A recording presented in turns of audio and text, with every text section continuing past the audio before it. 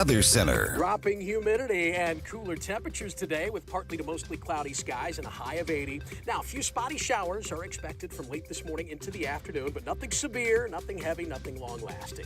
Down to 62 overnight tonight with clearing skies. Then Friday looks nice, mostly sunny, low humidity, seasonably warm, up to 84 for Juneteenth. Right now, a quick glimpse at the weekend. Saturday looking mainly dry, but Father's Day continues to look wet.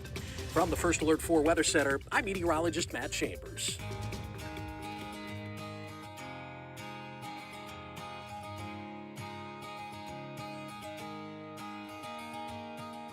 We know it's early. Mike's not totally awake yet either. This is Mike Ferguson in the morning on NewsTalkSTL. We've covered the ballot issues that are coming up in August, and we know Missourians have some big decisions to make here in, well, not that long, less than 2 months. Tonight, you can get more information on the tax reform question. As a matter of fact, America's top, I would argue, strongest voice for tax reform and tax reduction, Grover Norquist, going to be in St. Louis, going to be at the Lodge de Pere for an event that's being emceed by our own Tim Jones, and it's being held by our friends at the Eagle Forum. More details about that are at NewsTalkSTL.com. And as a matter of fact, Grover is going to be on this program in the 7 o'clock hour. Good morning. Happy Thursday to you. Mike Ferguson here. Keep those Flashback Friday bump music requests coming in, by the way. I don't know what they are because Jerome doesn't tell me, but he's saying that we're getting some pretty interesting ones. So please do keep those coming. Okay, so 2026 midterms. Overall, we've talked about the statewide stuff, and there's also the balance of power in Congress. Democrats just are losing the middle with their fringe, and they've been doing that for the last couple of election cycles. So can they win that back? Well, we had an interesting conversation on Wednesday. Former Congressman, South Carolina Congressman Joe Cunningham, a Democrat, joined us on the program to talk about what he thinks Democrats need to do in order to win back the trust of the American people. Can they do that? Well, here's the question. Will they do that? Will they be willing to do what it takes? Here's how that conversation went. We've talked a lot about what Republicans should do when it comes to making their case in the midterm, but what about the Democrats? Very good question. It's not like either party has a lot of trouble stepping on rakes, especially when it comes to election season. Republicans have their issues. Democrats have their issues on that. So you've got a couple different fronts on the midterm elections. One would be who's going to win the gerrymandering contest. At this point, both parties are pretty skilled at that at this point. And yes, it's gerrymandering. But then the other is what are the messaging, and then what are the issues that matter to those people in the middle who are actually going to decide the handful of races that are going to determine whether the Republicans or the Democrats are going to be in charge come 2027. And so we talked to a lot of members of Congress on this program, and I'm looking forward to this one. Joe Cunningham, former congressman out of South Carolina. He was the first Democrat to be elected in South Carolina's first congressional district in over 40 years when he took office, and he joins us right now. Congressman, appreciate you being on the program. And by the way, if people want to check out the book is called, what was it, Life of the Party. I had it right here on my phone, and then it scrolled up on me. Life of the Party, How Democrats Lost the Trust of the American People. And I think I messed up the wording, but that's essentially the gist of it. But that's... Close enough there, Mike. Yeah. You hit it spot on. I had it right in front of me. And how they can win it back, Mike. And I wrote that out of a place of love for the Democratic Party, but honesty as well. I think the party needs that right now, especially considering what happened in 2024 and how they can regain the trust of American voters. Okay, so I want to talk about the affordability and some of the more everyday things that people deal with here in just a second. But one of the things, and obviously, you know, you're on a conservative station right now, is that in so many different cases, we talk a lot about on this show where there's that old fashioned Democrat, around here, we would say, the Ike Skelton, or the Dick Gephardt or people like that in this region people identify with, they were liberal. They were on the left, but they were more the center left type thing. But now it seems like your party is being driven by the fringe and the people who are all over just issues that repel people in the middle as far as the sexual identity stuff and all that sort of thing. Is that part of what the Democrats have done to lose the trust of the American people? That's part of it, Mike. And I talk about that in the book, The Culture Wars, that the Democrats have been walked into and trapped there and had to defend defenseless positions. The Democrats cannot keep finding themselves on the wrong side of these 80-20 issues. And so in the book, I stake out some which I think will be highly beneficial to the Democratic Party. And for your listeners' benefit, I grew up just a few hours away from where you're at now in far western Kentucky, an area that was once reliably heavily Democratic, partly because of FDR's New Deal that created the TVA, which dammed up rivers and created jobs and cheap hydroelectric power. These are the days when the Democratic Party had big, bold ideas for the working class Americans. And, many people either set out or drifted independent or towards the Republican Party, in part in 2024 because they didn't feel like the Democratic Party was offering them anything. They're talking about social issues or saving democracy, but at the end of the day, it was becoming more and more expensive to live. Wages weren't keeping up with the rising costs of fuel and prescription drugs and groceries, and so folks feel like they've been shut out. And so I wrote that book on how the Democratic Party might be able to win back those voters. And because, look, I understand your listeners are conservative, whether or not you're Democrat or Republican, you should cheer for having competitiveness in politics because it produces the best ideas. And you should root for a strong Republican Party and a strong Democratic Party to be competitive so we get the best ideas and the best policies that lift up everyone. Both parties have their share of weirdos. I'm the first to admit that. Are the Democrats going to have nationwide, are they going to have a Graham-Plattner problem come midterms? I don't know. We're going to find out. I mean, in the last few years, especially with President Trump, Democrats have not held their tongue in criticizing every single thing he does, says, and every character defect. And so when you do that and you take this holier than thou approach, you're going to open yourself up when eventually somebody comes along who doesn't fit that perfect mold. And we all everybody makes mistakes, so that you're not going to have any perfect candidate.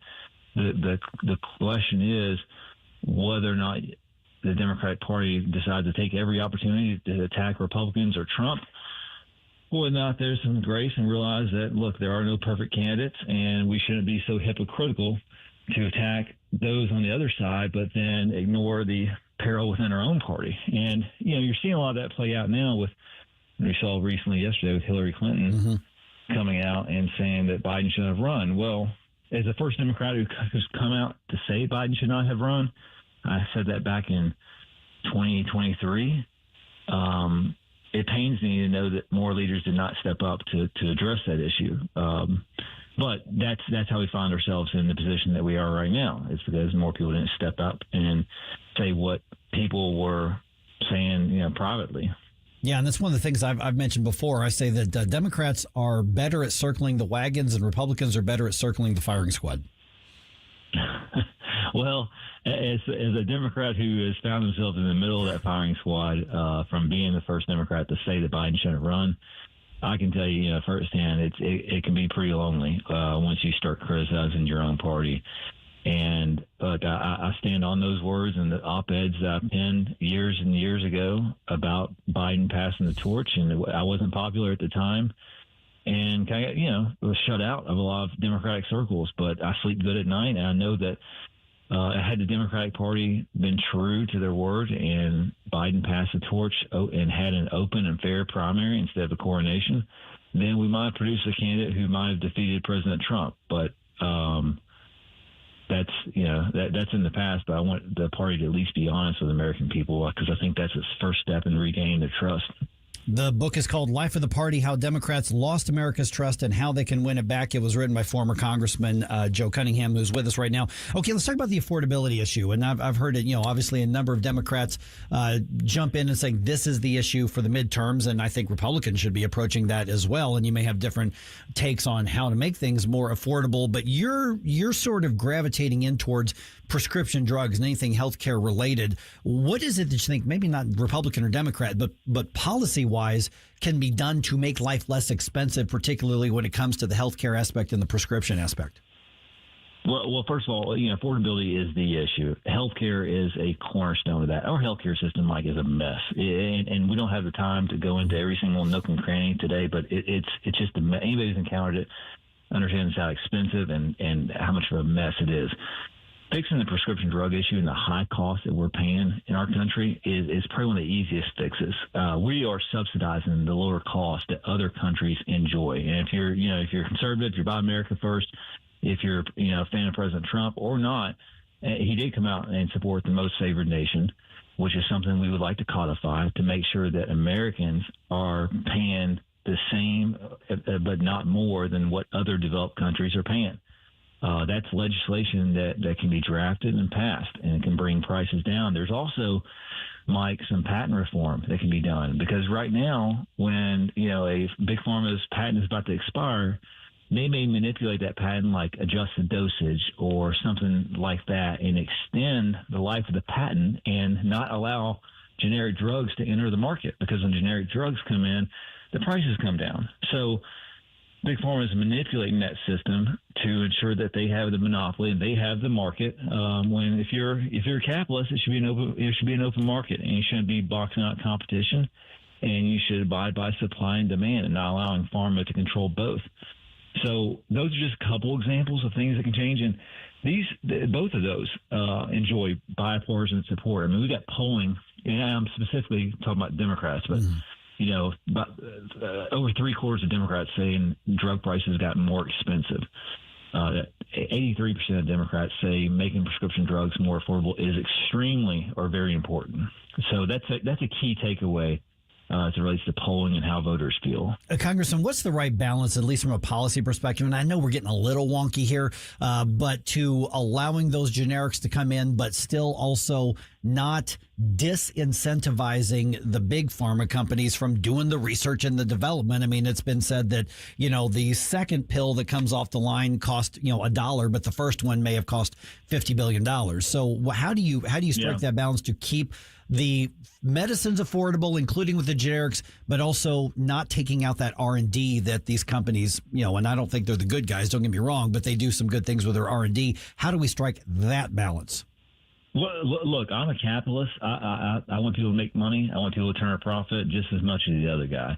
Where I have a problem with is where you have Americans either not filling their prescriptions or breaking pills in half. I mean, 1 out of 5 people don't fill the prescriptions. 1 out of 7 break pills in half to make it to the month.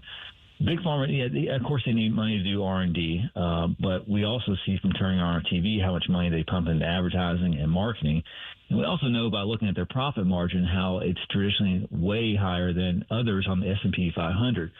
So I don't subscribe that they need all this for R&D, or that they use all of it for R&D, because the facts suggest otherwise.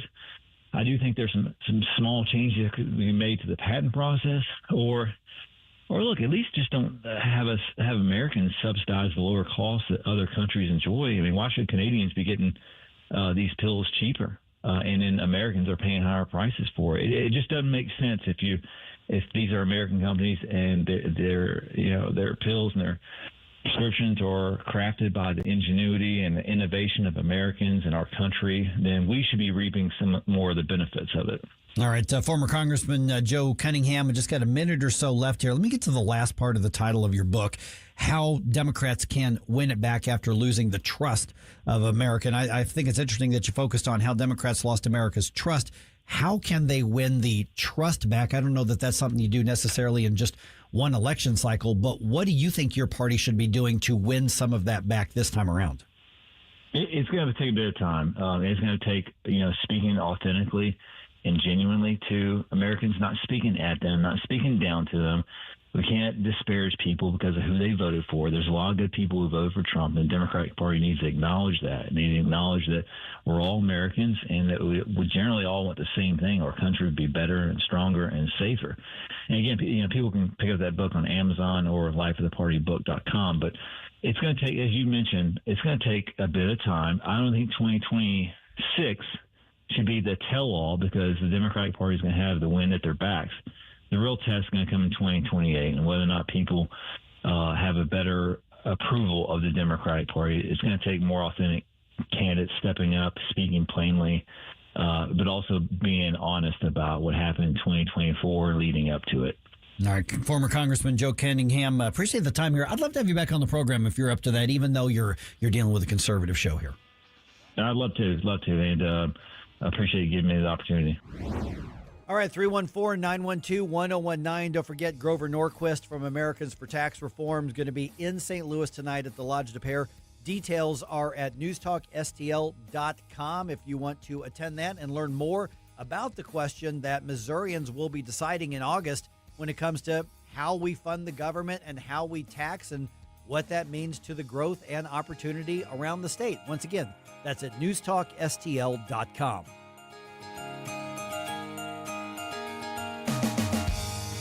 If you have a phone, you have a radio. Download the all-new NewsTalk STL app. Love the all-new NewsTalk STL app. On my way to work in the morning. Usually I'm in the car. I listen on the app in my car every morning going to work. Download the NewsTalk STL app and listen anytime, anywhere. When you're approaching retirement, there are a lot of questions to answer. Do you have enough money to fund your income for life? How should you claim Social Security? And what's your plan for health care and long-term care? Hi, I'm Eric Robert, Director of Investments with the ClearPath Wealth Management Group at Stifel and host of On the Money Saturday mornings at 9 on NewsTalk STL 1019. Don't leave your retirement to chance. It's crucial to understand and address relevant risks before you retire. Our team can help you get organized, guide you through critical retirement decisions, and create an investment portfolio designed around your needs. To schedule your free retirement plan consultation, go to clearpathinvesting.com. That's clearpathinvesting.com. Or call us at 636-695-2650. That's clearpathinvesting.com or 636-695-2650. Stifel Nicholas and Company Incorporated, member SIPC and NYSE.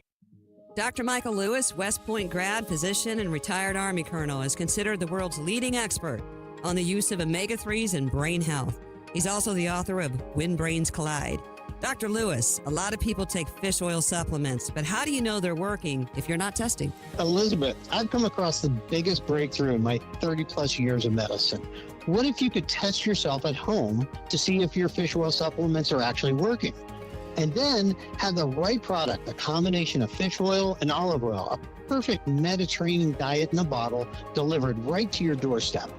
This is the answer to the American ultra-processed food diet. Email me at test@brainhealtheducation.org. That's test@brainhealtheducation.org.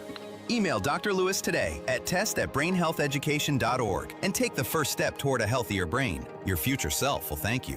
That's test@brainhealtheducation.org. Streaming TV is where it's at. It's not about cutting the cord anymore. That's old news. It's all about your customized TV options. With the best and cheapest high-speed internet and your own TV subscriptions, we've got your dream TV lineup. Between wired and satellite internet and TV, you now have tons of options. Save money and get more internet speed and better TV today by calling the Whole Home Connect. We scan your location and offer you the best TV and internet options. And we always have specials and promotions. So when you call, ask about that. Take 5 minutes of your time. Make this free call now and learn how to save money and get better internet and TV for your home anywhere in the U.S. Make this simple and free call now. 800-257-1632. 800-257-1632. 800-257-1632. That's 800-257-1632.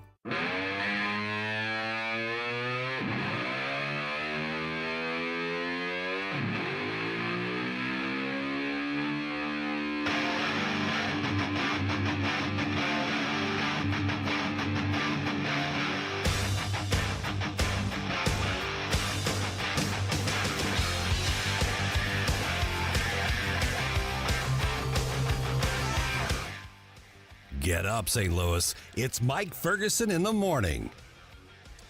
All right, the 14-point Memorandum of Understanding. Okay, this is the foundation of the deal with Iran. Now, it's not the final deal, but it's the foundation, and it's basically the working copy of what they're hoping to sign into place later this week. Well, that's been announced by the White House. So yesterday we spent a lot of time saying, listen, don't jump out ahead of ourselves. We're hearing all kinds of reports, and we don't know what's in it, what's not. The president's calling stuff fake news and all that kind of thing. Well, now we have it from the White House. So now we have something to work with. Yeah. So we have a little bit more of an understanding ourselves of Right. what might be going on behind the scenes. So on the Rumble chat box, at least, I just posted a link to a news story that just copied and pasted the 14 points. So at 6:05, let's start digging into it. Yeah, I know it's a little wonky, but this is a big deal, and I'll get to a couple of the points here in just a second, but there's a lot of people raising a lot of questions about it.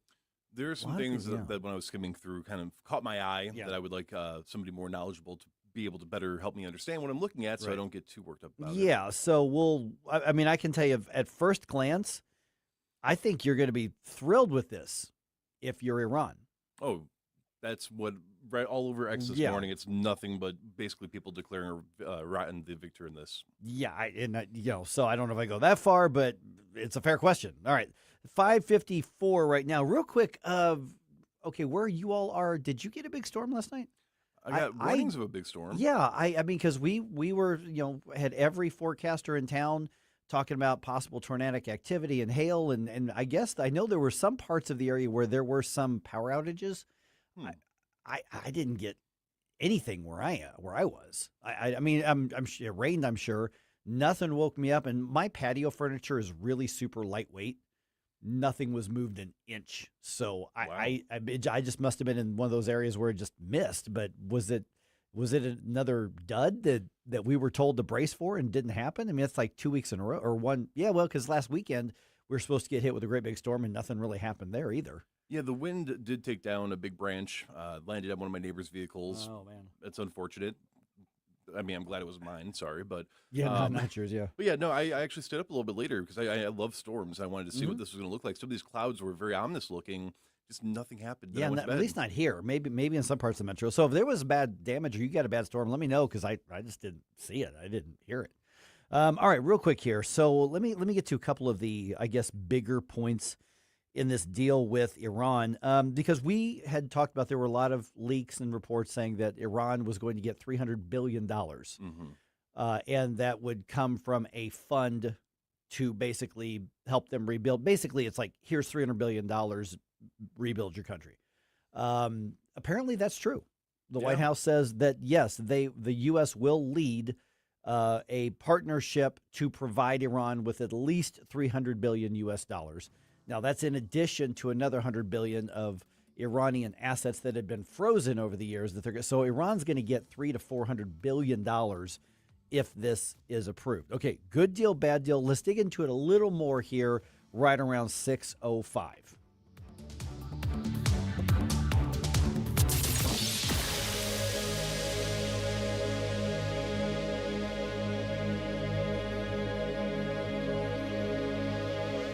$1949, the last time a Republican held the top post in St. Louis City. A gallon of milk was 84 cents, and streetcars ran down Grand Avenue. Unfortunately, St. Louis City streets are no longer the epicenter of family and business life. In the 80 years of Democrat control, our city has been on a steady decline. Hello, Kirk Ilsinger, chairman of the Republican Party for the city of St. Louis, and we believe it is our duty to provide a different path forward. I invite you to our meetings the first Thursday of every month. Learn more at stl-gop.com.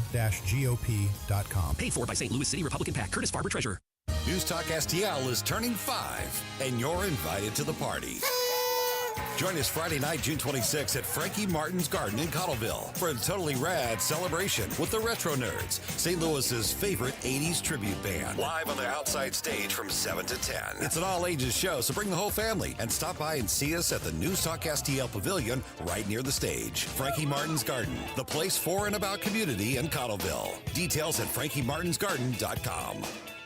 Jamie Allman here, tossing and turning over retirement worries. You're not alone. 3 out of 4 Americans share your concern about having enough saved. But here's the thing. A comfortable retirement isn't out of reach, even if you're planning for 30 or 40 years ahead. Every day, Jeff Portman from the Gemini Wealth Group helps people avoid the critical mistakes that can derail their retirement. Build your path to financial confidence. Visit GeminiWealthGroup.com or call Jeff directly at 314-888-0123. Securities and advisory services offered through LPL Financial, a registered investment advisor. Member FINRA, SIPC. Trinity. JC's Wayback Machine. It's Father's Day weekend, so we'll have lots of songs about dear old Dad. I married your mother because I wanted children. Imagine my disappointment when you arrived. We'll also bring in the first day of summer, and our A-list interview of the week is with Dana Carvey. So I walk into the Oval Office, blown away. I see Bush, and I go, Mr. President. And then I saw Quayle, and without thinking, I went, Dan!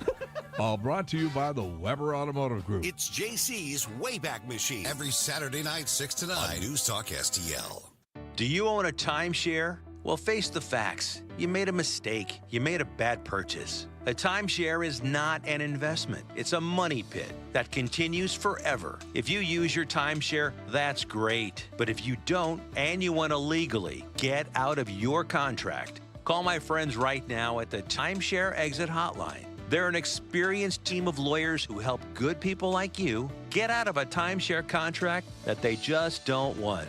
Don't throw away your money on maintenance fees. Use it for things you really want. We can help you end your timeshare contract and stop the money drain immediately. If you're ready to move on with your timeshare, call our team right now. Cancel your timeshare now with this free call. 800-524-1641. 800-524-1641. 800-524-1641. That's 800-524-1641. KLGY HD3 Clayton, K270BW Bellefonte, KNBS Bowling Green. This is News Talk STL at 1019, 94.1, and always streaming at NewsTalkSTL.com. Breaking news this hour from Town Hall. I'm Rich Thomason. Secretary of War Hegseth not sugarcoating his remarks to the NATO allies. Speaking today in Brussels, he's criticizing some European countries who he says are not doing enough to provide for their own defense and are instead relying on the United States. Many countries following through, some that still need to do more, and we will be candid about that, both in private and in public. I think that's important, friends being honest with friends. Hegseth announcing a 6-month Pentagon review of American forces in Europe, and he calls it shameful that European allies denied American forces access to bases during the conflict with Iran. Labeled a Memorandum of Understanding, correspondent Andrew Stewart says a document has been signed by the presidents of the United States and Iran. The agreement would open the Strait of Hormuz toll-free for 2 months. The accord would also affirm a commitment to Lebanon's territorial integrity. This in the face of Israel's action against the terrorist group Hezbollah.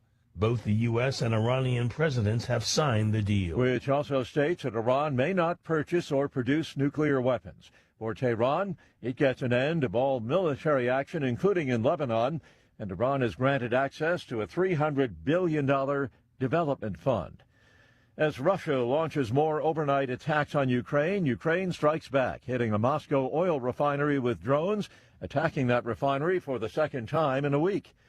New York City celebrates the NBA champion New York Knicks with a big ticker tape parade today. Millions expected to turn out for what's expected to be one of the biggest parades ever in the Big Apple. Watching Wall Street this morning, stock futures in positive territory so far. The Dow futures up 224 points. NASDAQ futures 439 points higher. More on these stories, townhall.com. The following is a real-life story from Trinity Debt Management. When I was feeling the stress of too much credit card debt, I looked at 2 different options, debt settlement and debt management. They may sound the same, but guess what? They're not. Debt settlement seemed like a quick fix, but I found out it would destroy my credit, create tax headaches, and hit me with huge fees. They actually told me to stop paying my bills. No way, not me. Then I turned to a debt management plan developed by the team at Trinity. They worked with my creditors, lowered my payments, reduced my interest, saved me thousands, and paid off my debt. And Trinity is a Christian company, which is important to me. If credit card debt has you down, call Trinity at 1-800-990-6976. My name is Heather. Please forget debt settlement and remember Trinity Debt Management. 1-800-990-6976. From the News Talk STL Weather Center. Dropping humidity and cooler temperatures today with partly to mostly cloudy skies and a high of 80. Now, a few spotty showers are expected from late this morning into the afternoon, but nothing severe, nothing heavy, nothing long-lasting.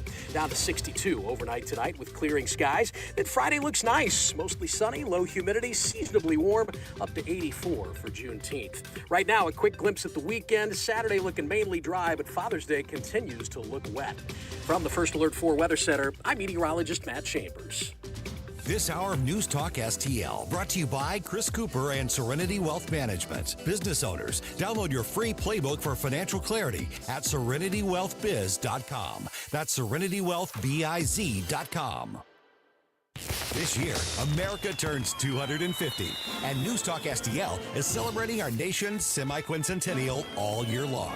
News Talk STL, #1 for live and local Soros-free talk, with proud supporters of our 250th birthday celebration. D. Gregorio's Italian Market, AAA Motor Speedway, and American Family Insurance.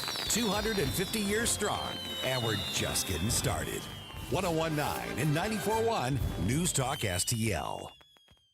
This is Kurt Barr, Director of Elections for St. Charles County, reminding you that your vote counts. In a Missouri primary election, one of the first things you'll do is choose which party's ballot you want. You can request the Democratic, Libertarian, or Republican ballot, or, if you prefer, a nonpartisan issue-only ballot without any candidates. You do not have to be registered to a party to select their ballot, but you can only vote in one party's election in August. For election information, visit sccmo.org/elections. On the next Larry Connors USA. The story behind the story. The first American woman in space, Sally Ride. Larry Connors USA. Now weeknights 6 until 8 on News Talk STL. Mike Ferguson. Are you being intentionally dense? Susie Moore. Have you ever been mistaken for a man? No. Have you? Get up, St. Louis. We're a different kind of clown show. Mike Ferguson in the morning on News Talk STL. Okay, we now have the details of the Memorandum of Understanding between the U.S. and Iran. Okay, now remember, this is not the final agreement, but this is basically the working copy. I think that's a fair way to say it. Yeah. So the two sides have said, this is what we're going to base the eventual deal on. Mm-hmm. We agree on these essentially points and goals here. Okay, so yes, it does call for Iran to get at least $300 billion directly, possibly $400 billion if you include the unfreezing of assets, which is separate from the $300 billion. Okay, 606 right now. You know what's interesting here is we were just, over the last couple of weeks, we were kind of talking amongst ourselves here and going, I think people have lost interest in the war in Iran. I mean, it's just kind of like everybody's got an opinion on it, but we're moving on with our lives because we're not seeing that direct, the direct impact. We're more worried about some of the effects of it, like the gas prices. Well, now we've got something where I think everybody is leaning into here. So what I'm thinking we can do here is it's only 14 points, basically one paragraph each. Why don't we just go through it point by point and people can let us know what they think of it? Okay. Yeah, it's a little bit wonky, but this is what the president and the administration have agreed to with Iran, at least as a working basis for whatever deal that they want to sign into place tomorrow is what they're hoping, or this weekend. Yeah. He signed it last night. He signed the MoU. The MoU. Yeah, no, the agreement they're talking about would be 60 days from now. Okay. There's nothing more. So what was going to be signed tomorrow was supposed to be this, but then he signed it while he was there in Versailles. Yeah. Okay. All right. So here's what's in the deal. This is released from the White House here. Okay.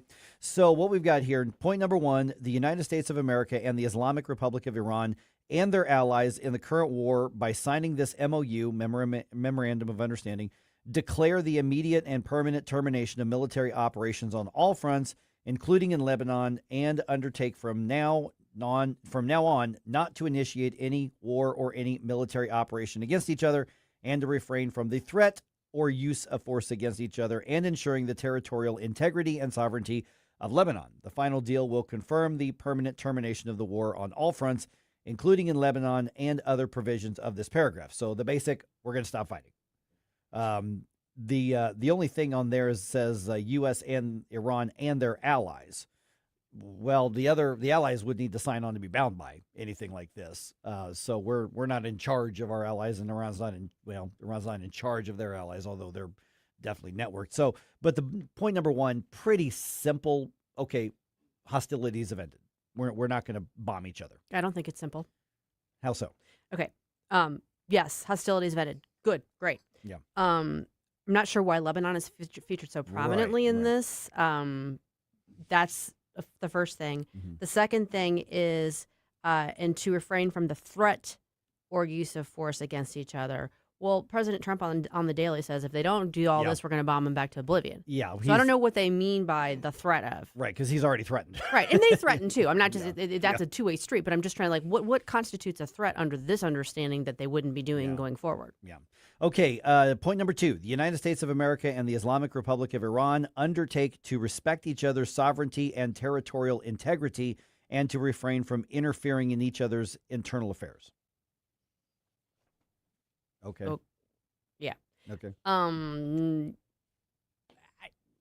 know what to... I don't really know what to make of that I don't because, for the most part, as much as Iran has been a problem for almost 50 years, and certainly has been,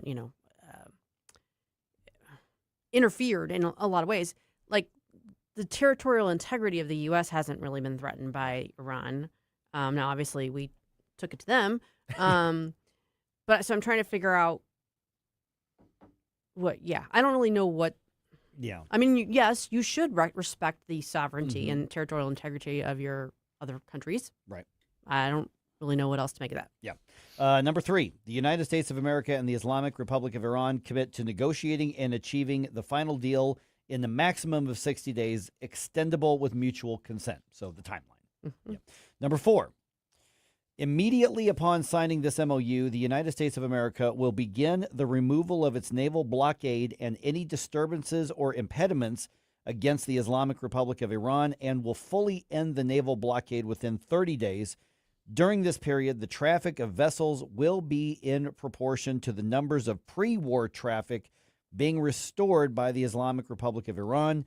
The United States of America further undertakes to remove its forces from the proximity of the Islamic Republic of Iran within 30 days after the final deal. Okay, couple things. First off, I don't know who drafted this, but I don't like their language, like their syntax. It's confusing. My legal brain is like, this is a weird way of saying things. There's a lot of run-ons there. There's a lot of run-ons and some weird kind of nebulous things. And I don't like the vagueness when you're talking about something that's important. This doesn't sound like, it sounds like we're doing everything and getting out of the way immediately, and they're going to try to do some stuff. So this sounds like, okay, I mean, obviously we would like there to be a point where we're no longer engaged in a blockade, sure, but what exactly are we getting out of this? Yeah, I mean, it's a little bit of everybody back to their corners, but it's more complex than that. Yeah. Number five. Upon the signing of this MoU, the Islamic Republic of Iran will make arrangements using its best efforts for the safe passage of commercial vessels with no charge for 60 days, only from the Persian Gulf to the Sea of Oman and vice versa. The traffic of commercial vessels will immediately start, and considering the needs for removing the technical and military obstacles and demining by the Islamic Republic of Iran, will be instated within 30 days. I'm just reading the words they put on here. The Islamic Republic of Iran will conduct dialogue with the Sultan of Oman to define the future administration and maritime services in the Strait of Hormuz in discussion with other Persian Gulf littoral states in line with the applicable international law and the sovereign rights of coastal states of the Strait of Hormuz. I just read all those words myself, and I'm not sure that a lot of gobbledygook. Yeah, that's a mess. Something's getting lost in translation. Yeah. But so some of the things that jump out is that the ships, the Iran cannot basically charge the fees for 2 months. Then after that, well, it's negotiable, I guess. That's what it seems like. Yeah, exactly. Number six, the United States of America undertakes with regional partners to develop a definitive, mutually agreed plan with at least $300 billion U.S. for the reconstruction and economic development of the Islamic Republic of Iran. The mechanism for the implementation of this plan will be finalized as part of a final deal within 60 days. All required licenses, waivers, and permissions needed for the relevant financial transactions will be granted by the United States of America. Okay. So I think this is part of the biggest piece of confusion. And I would like somebody who actually knows what the hell they're talking about to explain this to me. I'm not sure if that makes it sound like, oh, we're going to give them $300 billion, which is what everybody was saying and what they're saying. No, we're not doing that. I don't know why it's phrased that way, because the one thing that has been made clear over and over again is we're not giving them money. We're letting the regional partners invest in them. We're taking the reins off and saying you can up to this equivalent amount. And so the way they put it there with U.S. dollars, I don't know if they're just saying this is the value of it. That's the way I read that. Because the way it sounds is, well, no, but a lot of people are reading that and going, we're giving them $300 billion.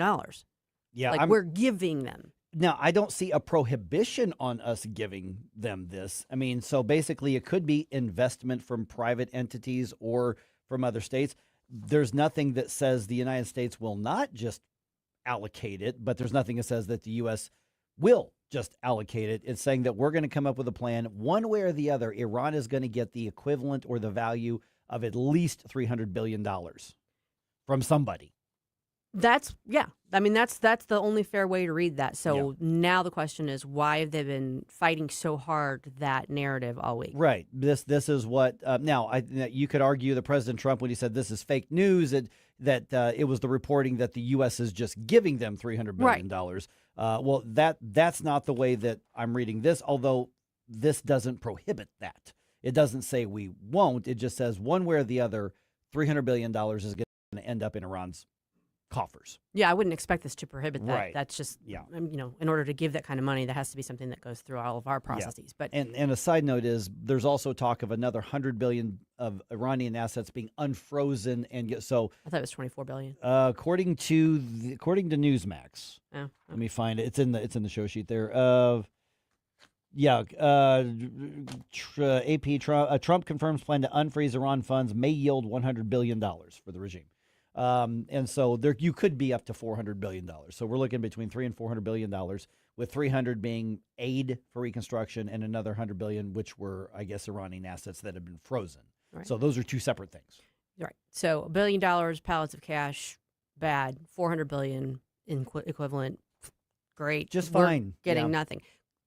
Obviously, there's a problem there. Right. So something's getting lost in translation. Well, or the deal isn't what we thought it was, and it's right. But why would you even make this deal? Right. Literally, what is the value of this deal if there's not something missing from it? Yeah, precisely. Now here's, because I know we're coming up against the information segment here. Let me just read number 7 here.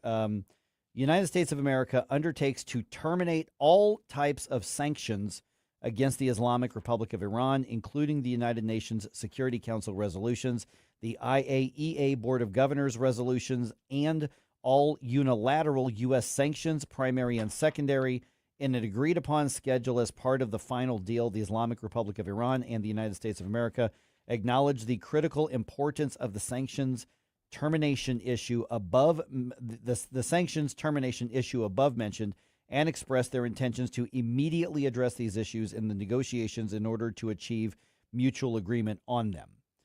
And then number 8 is Iran reaffirms that it will not procure or develop nuclear weapons. But number 7 means that number 7 says all sanctions on Iran are going to be wiped off after. Or at the same time, they're getting at least $300 billion. So, I'm treading lightly because it's a conservative station here, but this if you're Iran, you've got to be thrilled with this deal. Yeah, I don't really see what we did here. I don't. If this is winning, it's expensive. Beyond that. Yeah.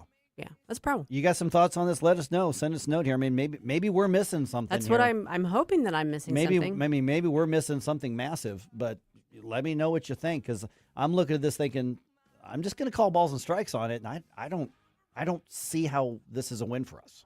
No, me neither. But what is a win today is that there's a big event today. Yes. You want to join Tim Jones and Missouri Eagle Forum for the Scrap the Tax event. It's at the DePere Lodge He's hosting. It's all the ins and outs of the potential changes to the Missouri income tax system. His special guest is, of course, Grover Norquist, founder of Americans for Tax Reform, who will talk about Missouri achieving smart tax policy. State Representative Bishop Davidson and Representative Ben Keithley will also talk about Amendment 5. Scrap the tax Thursday today, June 18th, 5 to 7 p.m. at the DePere Lodge. For more information, go to equalforum.org/events. Man, I wish I could talk to Grover sometime. Something tells me that you will. Oh, 7:35. Grover how about Norquist that? is going to be here. Imagine that. You look for some answers, but false impressions, well, baby, they will last forever. Stop it right now!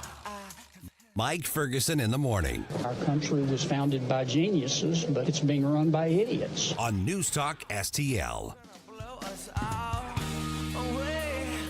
You know, sometimes you just want to get away from it all, and that could mean, boy, that hunting trip. Listen, hunters, outdoorsmen, outdoors women, you know what I'm talking about. And you don't wait until the hunting season starts to start getting ready. You do it now. Let me tell you, especially if you are looking for waterfowl. It doesn't matter what you're hunting. You got to talk to my friends at Whistle Pig. Mike Ferguson here for Whistle Pig Outdoors in Troy. WhistlePigOutdoors.com. That's the website, but I am telling you, go visit Jason and Cole, the father and son team that run this local, fantastic local business. People come from over 100 miles around just to get their gear and get their ammo at Whistle Pig Outdoors. Find out why. And by the way, Troy's a cool town. Check it out while you're there. So Whistle Pig Outdoors, we're talking waders, we're talking decoys, we're talking even the best coolers for your outdoor trip, your camping, your hunting trips, blinds, you name it. And Whistle Pig only works with high quality, so you can get it right the first time. So when you're preparing for that camping trip, you're preparing for that float trip, you're preparing for that hunting excursion, you want a good harvest, make sure that you're talking to my friends at Whistle Pig Outdoors, including especially those of you who do bow hunting. They've got a tech on site. They'll get you ready for the season. Check them out right now, WhistlePigOutdoors.com. If you love your pet, which I know you do, then they deserve the excellent treatment and care they'll receive at Pacific Animal Hospital in Pacific, Missouri, a full-service veterinarian facility. Originally built and grown by my dad, Dr. Bill Jones, a new generation of wonderful veterinarians and staff at Pacific continue to provide outstanding medical, surgical, dental, boarding, and grooming services for your favorite furry friends. Our family entrusts the care of our pets only to the experienced docs and staff at Pacific Animal Hospital. You should too. Call them today, 636-257-2100, 24/7 at PacificVets.com, PacificVets.com. Hey, Chris Cooper here, your financial friend with Serenity Wealth Management. Tune in this Sunday for the Serenity Wealth Now show. Father's Day show, we are joined by Caroline and Micah of the Men's Modern General Store in my hometown of Cotterville. We're actually going to be on site this Father's Day, so tune in right here on News Talk STL, 9 a.m., the Serenity Wealth Now show. We'll see you then. Serenity Wealth Now with Chris Cooper. Sunday mornings at 9 on News Talk STL. Investment advice offered through Fortis Capital Advisors, LLC. Summer is here at Daniel's Farm and Greenhouses on Juggerman in St. Peters. Discover our breathtaking 55,000 square feet of greenhouses featuring 8,000 hanging baskets, hundreds of perennials, and 100,000 pots of colorful annuals. From vegetable plants to premium grass seed, mulch to herbs, our knowledgeable staff is ready to answer all your questions. Start spring off right with pansies, potted tulips, and everything your garden craves. Daniel's Farm and Greenhouses. Visit us today on Juggerman or online at danielsfarmandgreenhouses.com. This hour of Mike Ferguson in the Morning is brought to you by Stifel. Request a portfolio review from your Stifel financial advisor at stifel.com. That's STIFEL.com.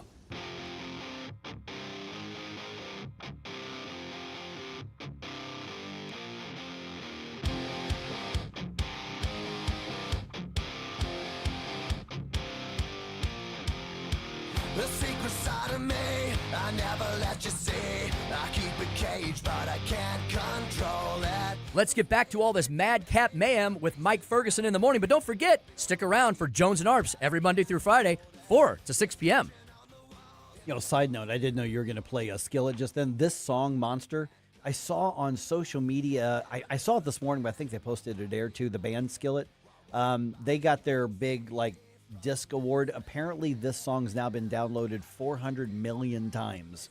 Wow. And so this song is doing real well for them. I mean, I'm not the biggest Skillet fan, but this song is just so catchy, though. It's just a good song. It's got that, perfect mix of, hard, crunchy, but yeah. So, yeah, and the funny part is this is a Christian band that in no way apologizes for being a Christian band, and they're still just massive. Well, good music is Yeah, good it's music. good. Yeah, that's true. Yeah, good music is good music here. Good point. Yep. Okay. You just mentioned Grover being in town, I so we're did. going to talk to Grover Norquist at 7:35. I was, obviously, we're always communicating with our, allies in the conservative movement here in the free markets and all that, and it's been really, I think, catching a lot of conservatives off guard, just how hard it has been to sell to some Missourians, get rid of the income tax. And reduce that tax.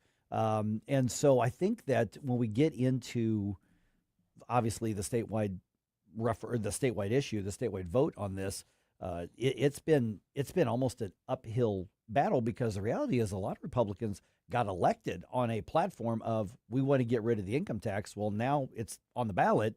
And now there's a lot of confusion over it, and now there's a lot of pushback against it. And there are even a lot of Republicans who are saying, no, we're not on board with this. Keep the income tax. It's important to preserve that sort of revenue for the state, as opposed to replacing it with something else. So I think a lot of conservatives have been, to some degree, caught a little off guard on the level of pushback. And they knew it was going to be a tough fight, because any massive change is. But this is I think, showing that you can't just say, well, it's a red state, we're definitely going to cut taxes. We may not. Well, okay. There's a couple things there. Yeah. Getting rid of the income tax isn't the exact same thing as cutting taxes, because if you're just changing up how taxes are generated and or not collected, but how they're generated, you're not cutting taxes. You're reformatting them. Yeah, it's a massive change. Right. It's a big change, and people are leery of change. And people are especially leery of change when they don't understand exactly how it's going to work and how it is going to work to their benefit. Yeah, there's always that, like, what's the other shoe? Yeah, that's the key is it's and that I think may be the point of the hard sell, is because it's not a simple thing. It's not, we're at 4.7% right now or whatever it is, and we're going to make it 4.5%. And then when the government first folks throw a fit, you're like, that's a pretty easy sell to go, no, I'm keeping a little bit of my money. In this case right here, you've got, we're going to step this down over the course of, X number of years, 5 years, but only if the revenues from the other things are at the levels to replace it. So, those are saying, all the schools are going to be bankrupt, there's going to be no police or roads, and that's all nonsense. I mean, it's just nonsense. But the massive change is something I think is very wonky, very in the weeds, like economists and public policy folks and think tank folks. You get 10 of them in a room, you're going to get 11 different opinions, from the 10 people. And so I think it's been really confusing, even though the bottom line is that you can control your spending on purchasing things. Correct. The income tax is just the income tax. Right. If you've got to pay it, then you got to automatically pay it. skimming out of your check. It's just taken. The government gets its cut first. And so, this has been something that we've been in the works for a long time. And, some of the town halls that are happening, a lot of different groups are doing some of these, and they're running into a tremendous amount of resistance. Now, some of it is just, organized opposition that are showing up to question them, but I want the opposition there. I mean, when we did our town hall, I said, listen, if you disagree with this, please come with your hardest questions. And we asked a lot of those. But I think that there's some conservatives who thought, red state, get rid of the income tax. Boy, we just have to just tell people it's on the ballot. No. There's a lot of pushback, huge amount of pushback on this. You're talking about a major structural change, and people understandably want to know, they want to understand, okay, how is this working to our benefit? Everybody in theory likes the idea of lower taxes, less taxes, but there's this confusion that's, I don't know how you bust through that, because this is something that is complex, but you've got to get the messaging in there, very directly and succinctly. Yes. Confusion is easy to sow. It is easy to sow. I've said before on the air, and I was talking to Dennis Ganal from MoU Tax Relief Now, and he's one of the chief proponents. He's one of those who helped make this happen. I told him, I said, Dennis, if I were the opposition, I would never try to debate you point by point by point by point. I would never try to meet you with facts. What I would try to do is scare and confuse people and say, well, what if? But this could, this might, maybe. That's what I would do if I were and that's precisely what the other side's doing right now. It's just like if you're the criminal defense. Yeah. All you got to do is create some reasonable doubt. Yeah.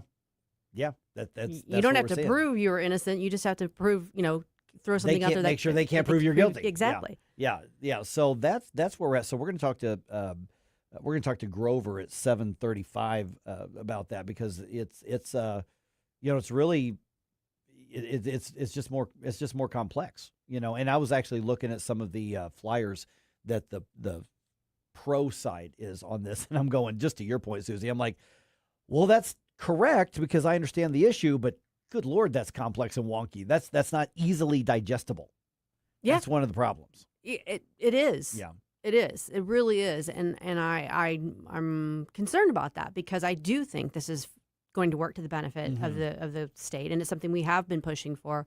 But I want to be able to, if like my buddy comes up to me and says, what are we doing here? Why is this beneficial? I should be able to say that in 3 sentences or less, I should be able to explain it. Yep. Yes, 100%. All right. Real quick here, because I know we're going to do an information segment here. They figured out, they confirmed what caused the sinkhole. Mm-hmm. It's not the hellmouth? No, it was not. No, the devil didn't need a drink of water. But there was some good news, is that it was a massive water main failure. And you may say, well, what's good news about that? Well, as opposed to it being a natural sinkhole where the water was just saturated 10, 20, 30, 40, 50 feet, that would have been an immensely dangerous situation. Mm-hmm. But the geological folks said, no, it was actually just the water main that did that. Everything underneath that is the way it should be. Okay. So now they have a foundation they can rebuild and fix things. So that's actually the good news for the downtown sinkhole right there. The bad news is obviously it's a massive water main failure. They got to rebuild all that. Mm-hmm. But of all the bad options as to what it could have been, that's the least bad option. Sometimes you got to take what you can get, right? Yep. What I'm hoping to get from all of you, though, is your favorite 80s themed bump music requests for tomorrow, which would be Flashback Friday. I want the songs that remind you of a loved one. When you hear the song from the 80s, it reminds you of somebody. It could be good, maybe bad, who knows? But I just want to know what people are listening to out there. So send them to me, Jerome at NewsTalkSTL.com, and let me know what time you listen so you can hear your request.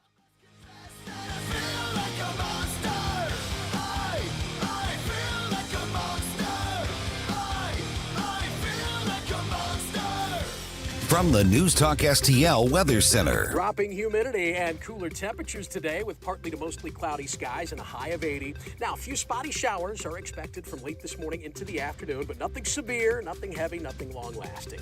Down to 62 overnight tonight with clearing skies. Then Friday looks nice. Mostly sunny, low humidity, seasonably warm, up to 84 for Juneteenth. Right now, a quick glimpse at the weekend. Saturday looking mainly dry, but Father's Day continues to look wet. From the First Alert 4 Weather Center, I'm meteorologist Matt Chambers. This spring into savings with Johnson Heating and Cooling. Rebates up to $600 off a complete HVAC system. And here's the deal. Purchase a complete system and get a free humidifier. Plus, financing available up to 0% for 60 months. Don't miss out. These offers expire June 30th. Visit johnson-heatingandcooling.com.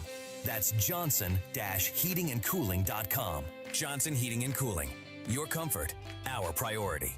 This is a special alert to all Americans who own a vehicle with less than 200,000 miles with an auto warranty about to expire or with no warranty coverage at all. Due to a decline in the economy, CarShield is announcing a low-cost month-to-month vehicle protection plan that is now available to the public to save any driver out-of-pocket expenses on future auto repairs. Call now to find out how you can pay almost nothing for covered auto repairs. Yes, you heard that correctly. Pay almost nothing for covered auto repairs. An open phone line has been established for all drivers to call for a free quick quote. Call 800-478-6430 now. Drivers who are covered will not have to pay for covered repairs again. This protection plan is at an all-time low. Additionally, drivers who activate this vehicle protection today will also receive free roadside assistance, free towing, and car rental options at no additional cost. Call us for your free quick quote today. 800-478-6430. That's 800-478-6430. What do you have to lose? Call 800-478-6430. Again, 800-478-6430.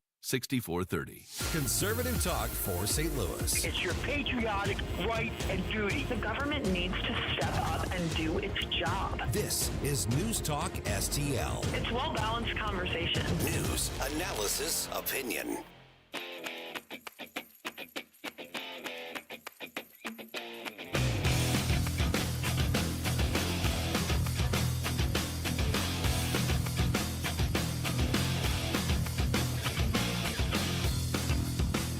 This is Kirk Hilsinger, chairman of the St. Louis City Republican Party. Connect with us at stl-gop.com. Now it's back to Mike Ferguson in the morning on News Talk STL. Okay, it's official. More St. Louis City police are getting raises, and they're getting raises over the objection of the mayor. It was kind of a lively Board of Police Commissioners meeting yesterday because they allowed the public to come in and speak, and a lot of folks came in and gave the Board of Police Commissioners an earful. It's like, how dare you give the police command staff raises? Don't do that. Well, the mayor gave him a little bit of an earful as well, so I'll give you the details on that here in just a moment. It is 6:33 right now. Obviously, a lot of news to keep track of out there right now, so keep an eye on, obviously, redstate.com. Make sure that's part of your news diet every day. It's part of my news diet every day, and I feel very, very intellectually svelte and sated and healthy. Good. Yay. All right, so, Susie, what should we check out first today on Red State? This is the Red State Rundown. We're both a news and an opinion site, so we bring you like all the leading news stuff. We're covering like the MoU and all that sort of thing too. But we also kind of try and bring some added flavor to things, maybe give you a different perspective on things. So I want to highlight a couple of pieces today that kind of do that. Well, first off, it's news, but it's kind of got a little color to it. This is from Bob Hogue. We don't have fun in the news. Yes, Clueless Joe. Biden brags to Jay Leno about how he tried to destroy energy independence and weaken the U.S. Someone's still letting Joe talk somewhere. Wow. Why? No, yeah. I mean, just give him some pudding and let him be happy. Just ice cream. Well, that'd make me happy. Yeah, no, but he liked ice cream. Yeah. That was his thing. Go put him on the beach, give him his ice cream. He shouldn't be talking about anything. He sure shouldn't be bragging about like crippling us from an energy independence standpoint. But no, he's still out there talking. And I would have succeeded if it weren't for you darn kids and your dog. Rip off the mask. Well, Bob's got that. Speaking of ripping off the mask, Ward Clark has a great VIP article up. It's titled Al Gore's Expert Climate Predictions Fail Big Time. Again, why is someone letting Al Gore talk anywhere? Well, he's out there talking about all of his predictions, none of which have come true. Yeah, but he's doubling down saying they were right. Right. So and we're like, really? This isn't just a dissection. This is a vivisection by Ward of Al and all of his talking points. Yeah, because Florida's still there last I checked. Yeah, they are. They are. So is California for that matter. That's unfortunate. And polar bears. Yeah. But the last one is actually not published yet. It's going to be publishing in about an hour and a half. And it's from me. Mm-hmm. I'm just going to promote it ahead of time, encourage people that might be interested in like history and genealogy, that sort of thing. It's a lengthy kind of breakdown of my efforts to track down an ancestor of mine. I started writing it because it's been an adventure, and it turned into like a 3,700 page word article. But it's a deep dive into my great grandfather, 5 grades. Captain William Rossmore, who served in both the Indian War and the Revolutionary War. And so it's a deep dive into history and genealogy, and also with a little bit of, Susie kind of making fun of herself along the way.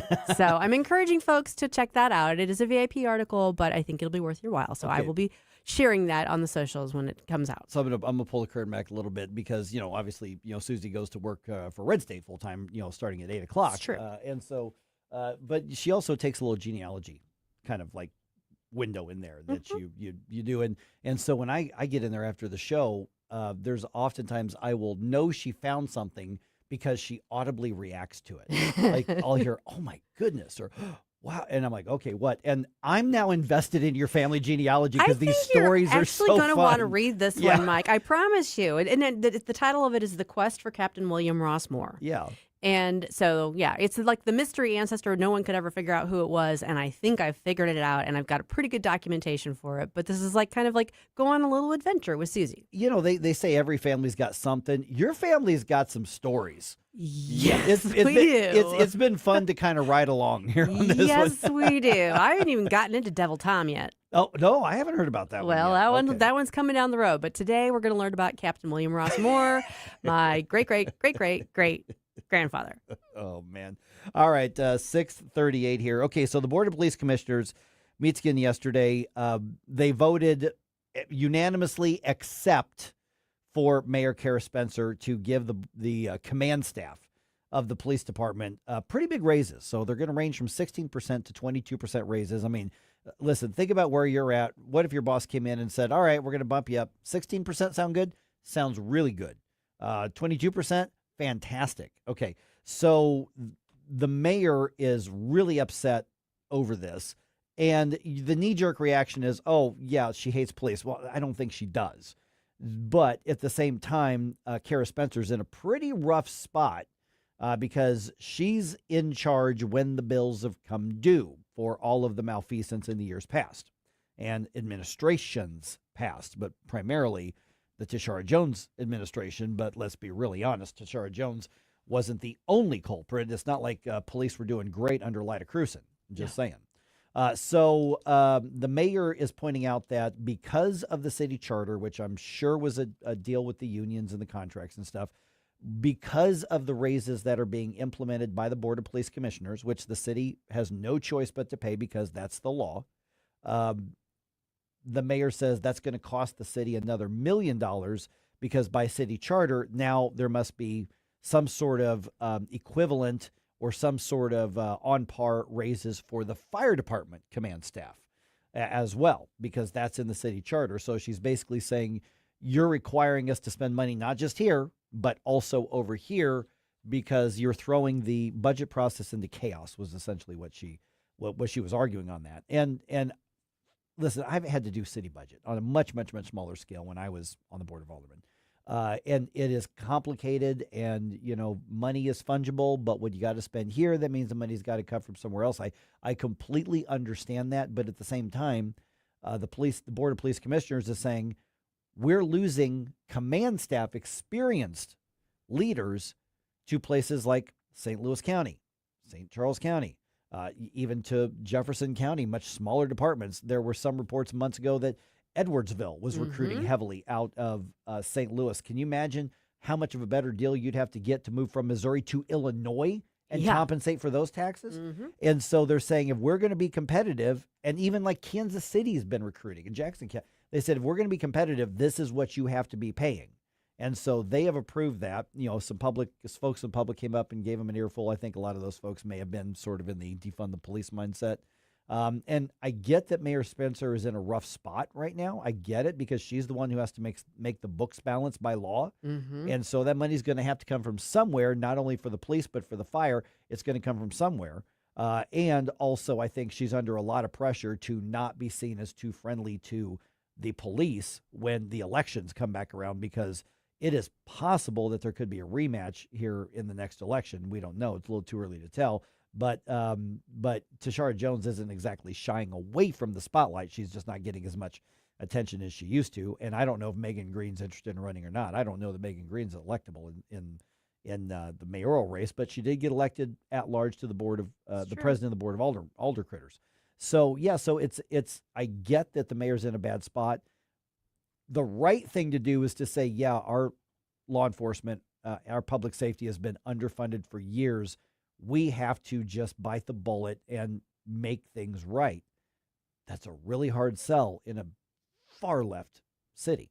It definitely is. So, I think it's pretty easy to understand where everybody's coming from on this. And, we wouldn't be having this fight if this hadn't been neglected and mishandled for years and years and years and years. So it's almost like, is there a way to somewhat start over from scratch, basically, and say, okay, what is the optimal way to be doing this? And then we have to figure out how to get there. Right. But that's not an easy task. I don't envy Kara Spencer in that. But no, she ran for the job. Yep, she wanted the gig. But here's the other thing. We were talking about the cost. The dollars right there, the X amount of dollars that they're going to be able to quantify. Here's what these raises are going to cost the city budget. Okay, here's about $1 million, she says, that's going to go towards the fire department. Okay, we have to account for that. Yep. But here's the other thing is, why is St. Louis hollowing out? Why has business after business after business after business, homeowner after homeowner, why have people and businesses left the city to the tune of, some estimates are nearly 100 per day? Crime, quality of life. Crime, quality of life. Education. Than public schools. Yeah, So, but number one on all of these lists is crime and safety. So this is going to cost the city up front, but if the city is forced to take its medicine and eventually things get better, which let's hope that it gets better whether they want them to or not, that eventually the idea is you recoup and rebuild your city and the city's economy, because people say, oh, maybe I can go to that show at Stiefel. Maybe I will go to that Blues game. Maybe I will go to that Cardinals game on a Friday night. Maybe, and maybe I will go to that art exhibit. Hey, there's a restaurant downtown. Let's go there for dinner instead of let's do brunch and then get out. Yeah. Let's spend $80 instead of $30. And so eventually the whole point is, one, it's the right thing to do because it's one of the legitimate functions of government's law enforcement. But secondly, you're hollowing out because you decided not to spend this money for years. There's been a recurring theme, particularly in the run-up to the America 250 celebration and all that we're seeing about Washington, D.C. You're seeing it like on social media and everything, and its decline as a choice. And so that's usually said alongside with like a side-by-side of what the fountains and the statues used to look like, and now they've been cleaned up, or what the reflecting pool used to look like, and now it's been cleaned up. And that's not the only thing. I mean, obviously they're making changes in a lot of places, but it's primarily it's an aesthetic. But it drives home the point.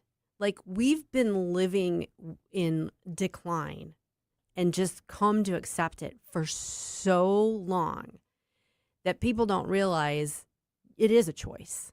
You don't have to live like this. You don't have to cede your streets to criminals. You don't have to throw up your hands and say, well, you know what? We're just not going to be able to have nice things downtown. You don't have to live like that.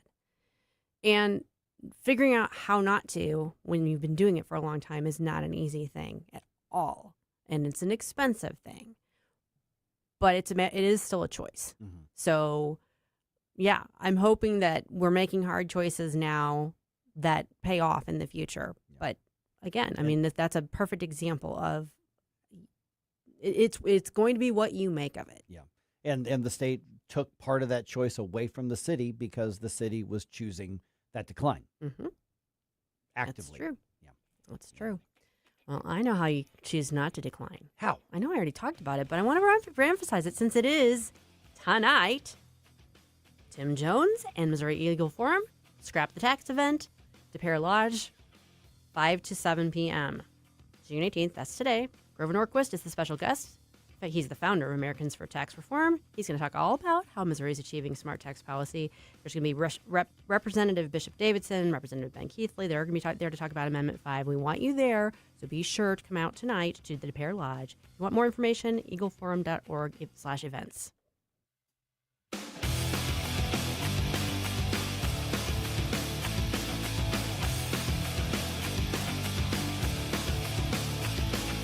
Mike Ferguson in the morning. Democrat policies don't work, and they destroy every community that they are in charge of. On NewsTalk-STL. News, analysis, opinion. It almost seems common sense, but, alas, common sense isn't so common these days. NewsTalk-STL. Mike Ferguson here. Retirement should be a time you can relax. No more stress from work. But there's one thing you can't forget about when retiring. That's your money. Do you have enough saved to fund your income for life and keep up with inflation? How will you claim your Social Security benefits? And what about long-term care?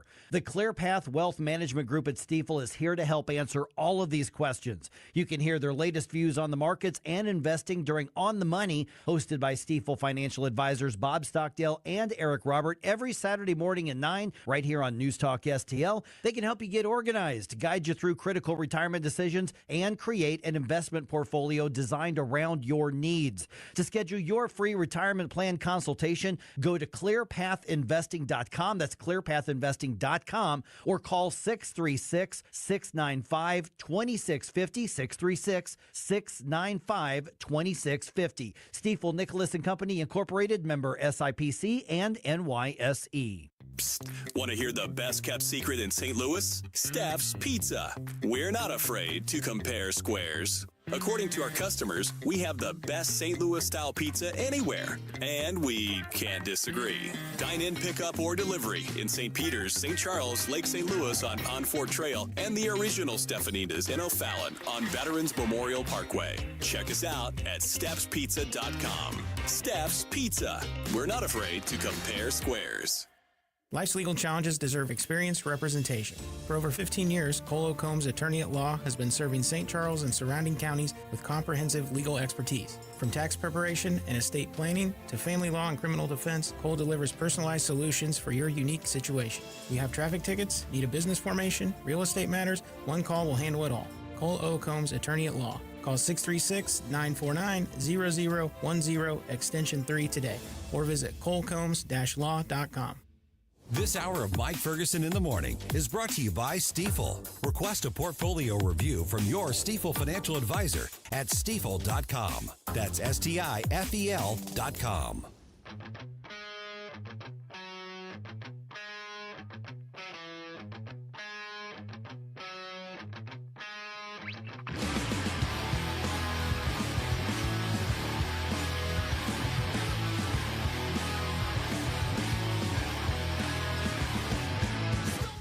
Good morning, Missouri. It's your boy, Joe Pags. I'll talk to you tonight at 10. But right now, let's get back to Mike Ferguson in the morning. All right, we've got the details of the plan. Well, at least the details of the plan for a deal with Iran. Is this a good one? We are going to give you some basic details here in a second. 7:20, I want to dig into them a little more in depth because I'll be really honest. There are a lot of very fair questions and skepticism about this. I'm not seeing the big win for the United States here. I was really hoping to see a big win. Maybe I'm missing something. We talked about that a little bit earlier, but I'm not seeing it. I'm just reading directly from the text released by the White House. Mm-hmm. Yep. Also, we now know for sure what caused the downtown sinkhole, and the Cardinals start another road trip tonight. 6:50 right now. Let's go ahead and start with a news dump here. The Morning News Dump brought to you by the Nutrition Stop. Successful dump. Wake up, America. It all worked out. They got all the news. The Morning News Dump. The White House releases the full text of its memorandum of understanding with Iran just hours before President Trump signed the deal in France. This comes after Senate Minority Leader Chuck Schumer called on the president earlier this week to brief lawmakers, claiming that Iran has become more radical since the start of the war. Senator Eric Schmidt, he dismisses any concerns. He was on Fox's Hannity last night, saying the U.S. still holds all the cards. You've got the master deal maker here who used the leverage that he has, who still has that leverage as president moving forward to make sure that they're not going to secure a nuclear weapon. Okay, so now missing explicitly from the agreement is the actual enforcement mechanism or inspection requirements to prevent Iran from obtaining the nukes. But the Islamic Republic is obligated to dilute its uranium supply, and both sides are going to negotiate a nuclear proliferation during the 60-day ceasefire in this. They're going to negotiate not a proliferation, a remediation. Maybe that's what they should have written here. Yeah, to negotiate nuclear, or negotiate stopping nuclear proliferation. Okay. Yeah. Wait a second. What are Yeah. we doing? Yeah, that's the problem. I don't think we know. Yeah. Oh, I man. don't. I will freely admit it. I have no idea. Yep. All right. And then, of course, this doesn't mean an end to Iran having weapons. President Trump, speaking right after arriving in Paris, he says he's open to letting Iran keep some of its missiles. If other countries have them, it's a little bit unfair for them not to have some. A ballistic missile is not the same thing as what we're talking about when we talk nuclear. Yeah. So I think that quote surprised some people as well. Yeah, I think so. I think so. I mean, he's right. There's a distinction between nuclear weapons and ballistic missiles. Two different things. And I don't know that anyone's ever been saying that Iran's not going to be allowed to have ballistic missiles. I mean, I don't think that's really been on the table. Mm-hmm. The problem is that when they have them, since they have them, they've been using them like to terrorize their neighbors for all these decades. So there's got to be something there, regardless of whether you have the weapons or not. It's just the way that was, I think, a very Trumpian way of putting things. Yeah. All right. The Board of Police Commissioners approves a significant raise for St. Louis City command staff on the police department. Mayor Kara Spencer was the only vote against that. The raises range from 16% to 22%. Now, remember, uniformed officers received a 7% raise earlier this year. Spencer says the decision requires the city to also now give raises to fire department leadership due to a clause in the city charter. An Illinois man is going to jail for killing an unborn baby in Illinois. Here's the story. The state has some of the most liberal abortion laws in the country, but it's still not legal for a man to slip his girlfriend abortion pills to end a pregnancy against her will. That's what 32-year-old Emerson Evans was convicted of, and he will now serve 7 years in prison. Since abortion drugs were made widely available under the Biden administration, a growing number of men have been arrested for using them to force women to have abortions. Michael Harrington reporting. I had never heard of that concept up until, a few months ago or so of guys doing this. And this has got to be one of the most insidious, evil things I've ever heard. It's disgusting. Yeah. Just gross. Yeah. Well, and just to speak to that, as you kind of pointed out, this is Illinois we're talking about. Yeah. Even Illinois is like, no, you can't do that. I didn't know there was anything too far going too far for Illinois. Well, here's the thing. It kind of ties back into the bodily autonomy argument. I mean, if you're going to say that it's a woman's choice because it's her body, then it should be her choice one way or the other. That's what they're, yeah. I mean, at least that's at least intellectually consistent. Yeah. Abortion has become such a sacrament for the left. They almost celebrate, not almost, many of them do celebrate abortions. So, yeah, that's just a gross, horrific story there. All right, Congress reintroducing the Renewed Hope Act earlier this month to combat child sex trafficking and exploitation.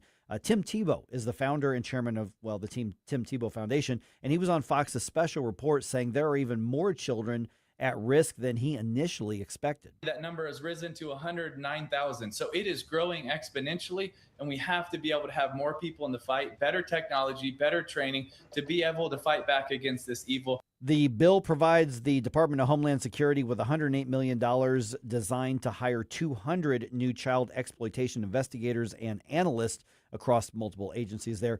DHS currently employs 7 of those specialists. Wow. 7. Okay. Yeah.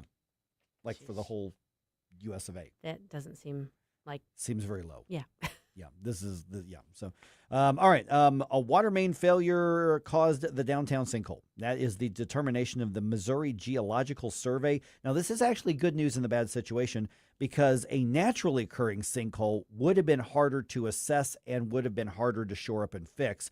The part of I-44 above that sinkhole is going to remain closed at least through next weekend while repairs are being made. I would not be surprised if it extends way beyond that, given the size of the sinkhole itself. Yeah. That was a lot that they're dealing with. But it sounds weird to say, but yeah, good news. Good news is that it was the water main failure. Right. It just sounds weird, but it actually is. Of the potential causes, that's actually the preferred one. Yeah. All right. The Federal Reserve has decided to keep interest rates steady. That was announced yesterday. Chairman Kevin Warsh tells reporters that the central bank is going to form a task force to overhaul its decision-making practices, and that's going to include implementing what? Anybody want to guess? No. Don't know. AI. Oh. Bringing the best practices from the private sector and new analytical tools made possible by AI so we can forge these into a fabric that gives us better real-time information. By the way, 9 of the 19 Federal Reserve policymakers suggested that they expect to raise interest rates later this year. Of course, President Trump is demanding lower interest rates. I just want to caution with the AI. Be very careful. Yeah. Trust but verify. Yeah, it's not like we can say, well, nothing could go wrong with that. But now it could be a great tool. Don't get me wrong. It could be, but trust but verify. Y'all wonder why I have so many tinfoil hats. Just saying. Yeah. No, why I want my cabin up in the mountains somewhere. Okay. All right. Well, they didn't get the sweep, but the Cardinals did win the series against the Padres 2-1. Last night's final of Busch Stadium was Padres 6, Redbirds 1. Cards are in Kansas City tonight for a series against the Royals. Game time for this one is going to be at 6:40.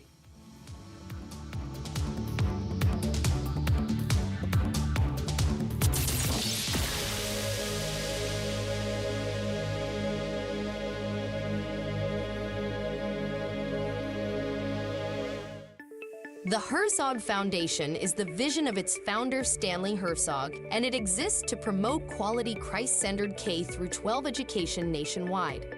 Hi, this is Chris Stegall with the Herzog Foundation. We offer a wide variety of resources relevant to today's families, including a free online publication called The Lion. The lion is one of God's most majestic creatures, symbolizing strength and courage. Named for its attributes, the Lion publication carries articles covering a wide range of topics facing American families and culture, especially related to the education of children. The Lion can be found online at readlion.com.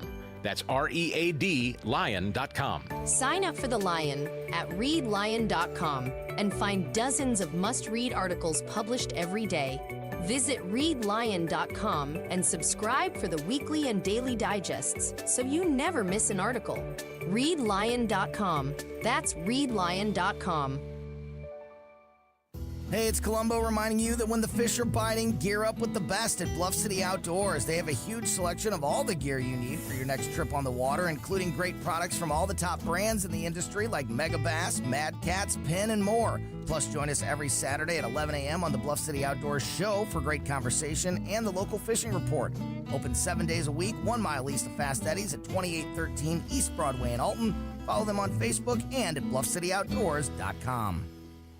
Remember when food tasted like home? When breakfast was made from scratch and dessert was worth saving room for? At Shorty's Diner, we're serving up down-home breakfasts, lunches, and desserts just like Mom used to make. Fresh, from scratch, every single day. Step back in time with us, where the booths are cozy, Elvis is always in the building, and every plate feels like a hug. Hey, it's Jamie Allman. Join me for the 3-Martini Lunch, noon to 2, live from Shorty's Diner this Friday. Stop by for a delicious breakfast or lunch at Shorty's Diner on Lackland in Westport. KLGY HD3 Clayton, K270BW Bellefonte, KNBS Bowling Green. This is News Talk STL at 1019, 94.1, and always streaming at NewsTalkSTL.com. Breaking news this hour from Town Hall. I'm Rich Thomason. The Strait of Hormuz reopens, all military action ends, and no nukes for Iran. Those are among the points in a memorandum of understanding. It's been signed by the U.S. and Iranian presidents. And President Trump says that any benefits tied to that agreement definitely come with some strings attached. President Trump is discussing a proposed investment fund tied to the new memorandum of understanding between the United States and Iran. We're not doing anything. We're not putting up money. Only if they're doing things right. If they're doing things right. If people want to invest, they can invest. But they had this $300 million fund. It's only $300 billion fund. It's only if they're doing things right. Under the proposal, any investment would come from Gulf countries, not American taxpayers. Willie Nelson, the White House. Secretary of War Hegseth has a bone to pick with the NATO allies, and he is certainly not shy about letting them know exactly where he stands. Defense Secretary Pete Hegseth has criticized NATO allies for not taking more responsibility for their own security. The Pentagon chief announced a 6-month Pentagon review of American forces in Europe to ensure NATO moves towards Europe leading its own defense. Speaking in Brussels on Thursday, Hegseth called it shameful that European allies denied U.S. forces access to bases for attacks on Iran. He emphasized the need for a new upgraded NATO, which he called NATO 3.0. NATO 3.0 is post-Cold War recognition that it needs to go back to a real hardline military alliance. I'm Karen Shama. What's left of Tropical Storm Arthur is raining on southeast Texas, the coast there. Also, Mississippi and Alabama are seeing some flooding as well from that storm. On Wall Street this morning, the Dow futures are up 118 points. NASDAQ futures 405 points higher. More on these stories, townhall.com. Health insurance rates are surging in America, leaving millions without affordable options. If you're sick of having paychecks eaten up by healthcare costs or dealing with mega corporations, then listen to this. Christians don't need to waste money on a broken system. That's why I want to tell you about Christian Healthcare Ministries. It's an alternative to traditional health insurance at half the cost. With CHM, fellow believers contribute monthly to help pay each other's medical bills. classes. There's no enrollment period, so you can join anytime. And you aren't restricted to provider networks, so you choose the doctors and hospitals you want. It's that simple. CHM is not insurance. It's a ministry that puts faith into action. Feel the difference of financial support and biblical care from fellow believers. Join CHM today by visiting chministries.org/wellness. That's chministries.org/wellness. From the News Talk STL Weather Center. Dropping humidity and cooler temperatures today with partly to mostly cloudy skies and a high of 80. Now, a few spotty showers are expected from late this morning into the afternoon, but nothing severe, nothing heavy, nothing long-lasting.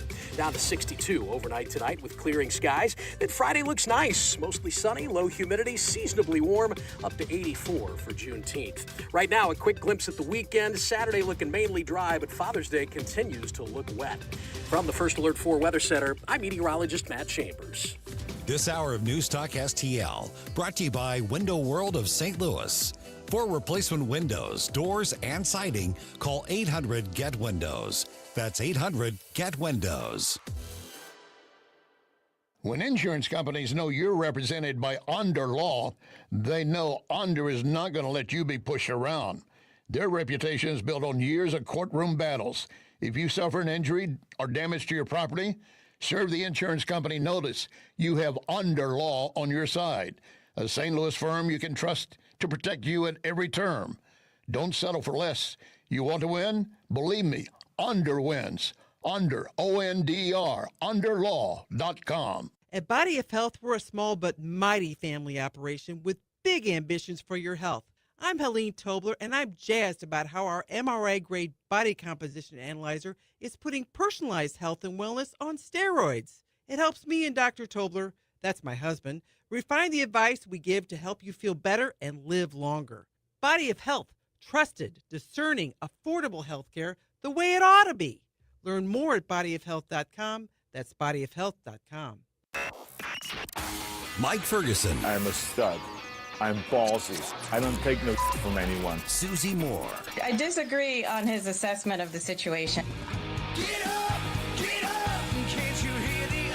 Get up, St. Louis. So it's time to get out of bed. Pour yourself the greatest cup of Kofifi the world has ever seen. Rise up with one voice.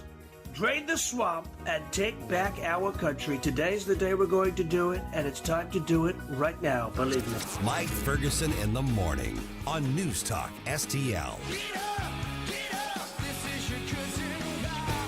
All right, we are going to dig into the deal that the U.S. and Iran have signed and they're working on right now. We're going to do that around 7:20. Is it a good deal? Is it a bad deal? Let's just say I'm skeptical.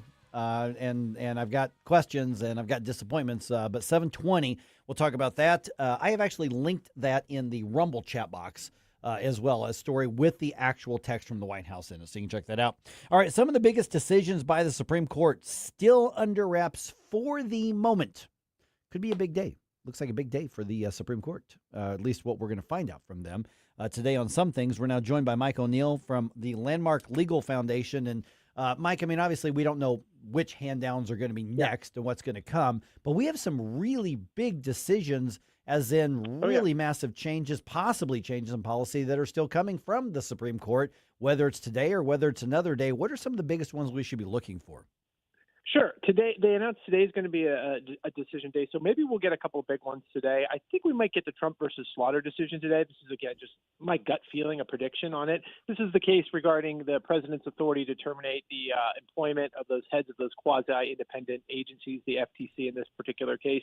It's overturning the Humphreys executor. This is really a presidential power and removal decision.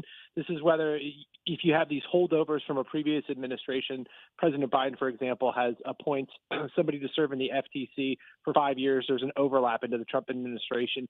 Does the president have the power to terminate the employment of those heads of those quasi-independent agencies? And again, I think the answer is fairly clear. This harkens back to an old decision, Humphreys executor, that you might have heard of, and where the court concluded that Congress could insulate them from termination for employment. And I think the court's is poised to overturn Humphrey's executor and conclude that the executive power, when these agencies, when these individuals assert executive authority, then the president has supervisory authority of those individuals under Article 2 of the Constitution, and he can fire them when he comes into office. Now, there's a companion case kind of associated with this, which is Trump versus Cook, which involves a termination of an individual of employment from the Federal Reserve. I think that's going to be a distinction here. I think that the court's going to, so it's going to be probably on the face, you're going to say, well, why can the president fire somebody from the FTC, but he can't fire a Fed Reserve Board of Governors? And I think that the court's going to make a legal distinction there, and they're going to say he can't do that they're insulated because that's a congressional power to coin money. And the court's going to say, look, that this is a monetary policy issue. And so Fed boards of governors, those who serve on the Fed Board of Governors could probably be prevented from being terminated for the president from employment, whereas the rest of those quasi-independent agencies, the president retains the authority to terminate their employment. I know that's kind of it's an important distinction here, but you can think of, remember, we're talking about all the controversy about the members of the Fed Board of Governors. I think they're going to be exempted out under a different rationale, but the general principle will be when you exert executive authority, the president is your boss. The president can fire you if he so deems. So from a practical standpoint, for the layperson, it's going to maybe seem a little bit like the court's splitting the baby. Yeah. But there's a logical reason why there's a distinction that's probably going to be drawn there. And it's not a matter of he can still go just key their car or something like that. That's a whole different issue, Mike. Exactly.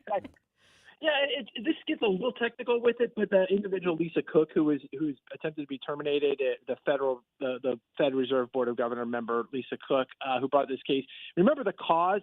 Actually, Donald Trump, the Trump administration, tried to assert cause for her termination and say that she engaged in some sort of mortgage improprieties before she was served on the Board of Governors. But again, I don't think that's going to really resonate with the court because she was confirmed anyway.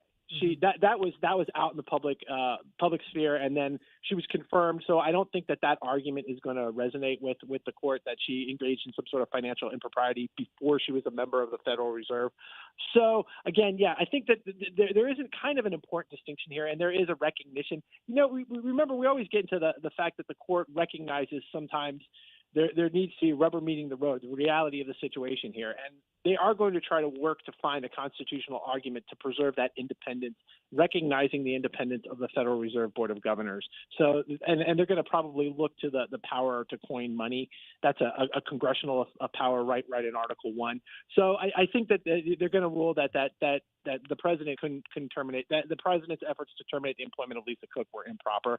And again, with the regard, all those quasi-independent agencies, NFIB, FTC, all that stuff, they all fall under the auspices of Article 2, the executive authority, the supervisory authority, and I think that's going to be that's going to be the president's power. Now let's be clear about this. This is a presidential power. This isn't Donald Trump's power. This will appropriate to anybody. So if Newsom is president at some point, or God help us, or Kamala Harris, God help us, that will be the president. That will be their prerogative under Article 2 of the Constitution, not just Donald Trump. Yeah. So we're not talking about the Supreme Court weighing in on policy on these or what should or should not be done by any of these agencies. It's about who can do what for the people involved. Exactly. Okay. We're visiting with exactly. And this is and this Trump versus Slaughter is a constitutional question. I mean, and we could talk about the Trump versus Barber, where my prediction is that they're going to avoid the constitutional question here. But I think in Trump versus Slaughter, this is really what is the power? What does the executive power mean, right? And the president, the power of the executive power is vested within the president of the United States. What does that mean? Does that mean the ability to sue? That means when anybody within the executive branch is asserting executive authority, that is enforcing the laws, then they come under the auspices of the supervisory auspices of the President of the United States. And that's just a straight interpretation of the constitutional authority of the President. We're visiting with Mike O'Neill from Landmark Legal Foundation. And I mean, obviously there's other cases that are coming down because we're pointing out that today is going to be a hand down date. We don't know what's going to be handed down, when that's going to happen. We do know when it's going to happen. Well, or at 10 o'clock Eastern. Yeah, but we don't know which ones are going to be handed down or how many for that matter. But Mike, there are some other massive ones out there. I mean, we're still waiting on the birthright citizenship case, right? Right. That was what I was leading to, and that's the biggest one. And I don't think that's going to come down today. I think I'll be on your show in probably a week or two talking about it. Maybe at the very last day of the term. maybe even into the July 4th week. I don't know. I think Trump versus Barbara, this is clearly the most high, at least in my opinion, this is the most high-profile decision. This is regarding the birthright citizenship clause of the 14th Amendment and whether the president, via an executive order, can interpret that clause to exclude automatic citizenship to the children of illegal aliens. Interestingly, and I think I might have talked about this before, this is my prediction on this, is I don't think, and again, this is going to kind of sound like a wishy-washy wimp-out exit ramp, but let me explain. I don't think they're going to get into the constitutional question here. I think they're going to conclude that his executive order, the president's executive order, conflicts with the law, which is provision of the law which largely mirrors the language of the 14th Amendment. Now, why will I say that? Why am I saying this? I think that the court wants to preserve the option for Congress to weigh in on this. Remember, this was done via, and I'm talking a lot of separation of power stuff, so just bear with me here. Remember, this was done via an executive order. This is the president's action. Now, an executive order doesn't have the same power under our Constitution as a law passed by Congress. Congress hasn't passed a law on this regarding this specific interpretation since the 1940s.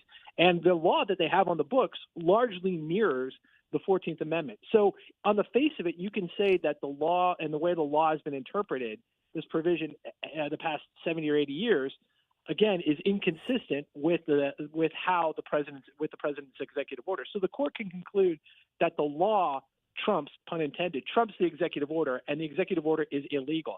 And they can hold back on and they can stop there, and then they can throw the executive order out, saying, hey, it's illegal. We don't need to weigh in on the constitutionality of it. Now, why would I say the court would want to hold back on weighing in on the constitutionality of the citizenship clause of the 14th Amendment? Well, by doing that, they would preserve Congress's role in this process. In other words, if they make a definitive interpretation of how the 14th Amendment, the citizenship clause is, if they definitively interpret it, that really closes the door on any kind of maneuvering Congress might want to do. For example, if Congress wants to pass a law that prohibits birth tourism, and that's something that I think 95% of Americans probably agree on, that we don't think a Chinese billionaire should be able to come here, have 100 surrogates, take those kids back over to China, raise them in China, and yet they have American citizenship. That's about as uncontroversial as you get. I think Congress should pass a law prohibiting that.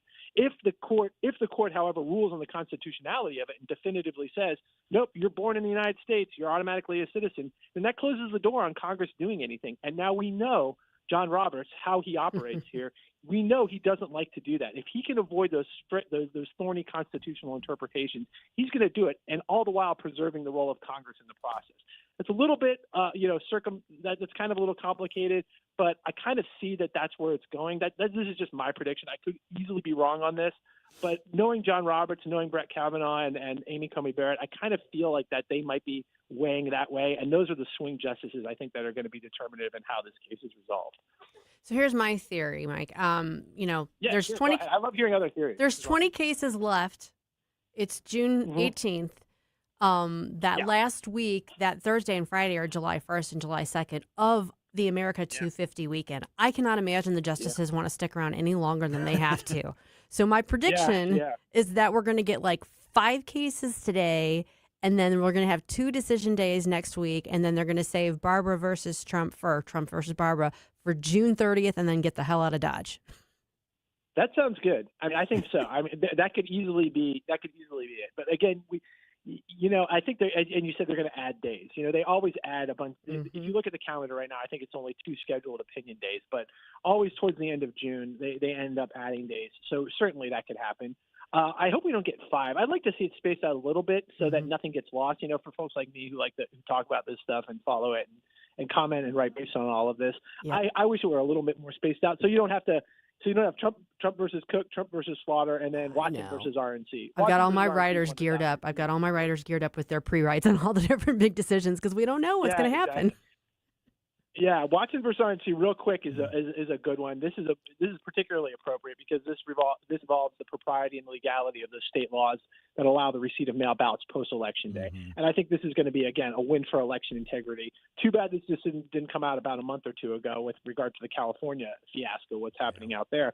But this is a decision that's going to say states cannot pass laws that allow the receipt of mail ballots after Election Day, with a very narrow, limited exception for those overseas military ballots. In other words, if you want to vote via mail, you have to take steps to ensure that the election officials in your state have that ballot by the conclusion of Election Day. Otherwise, it's not not going to be accepted. I think that'll help restore some sanity to our election system, and I don't think that's a burden requiring people to ensure that their mail ballots are received by the conclusion of Election Day.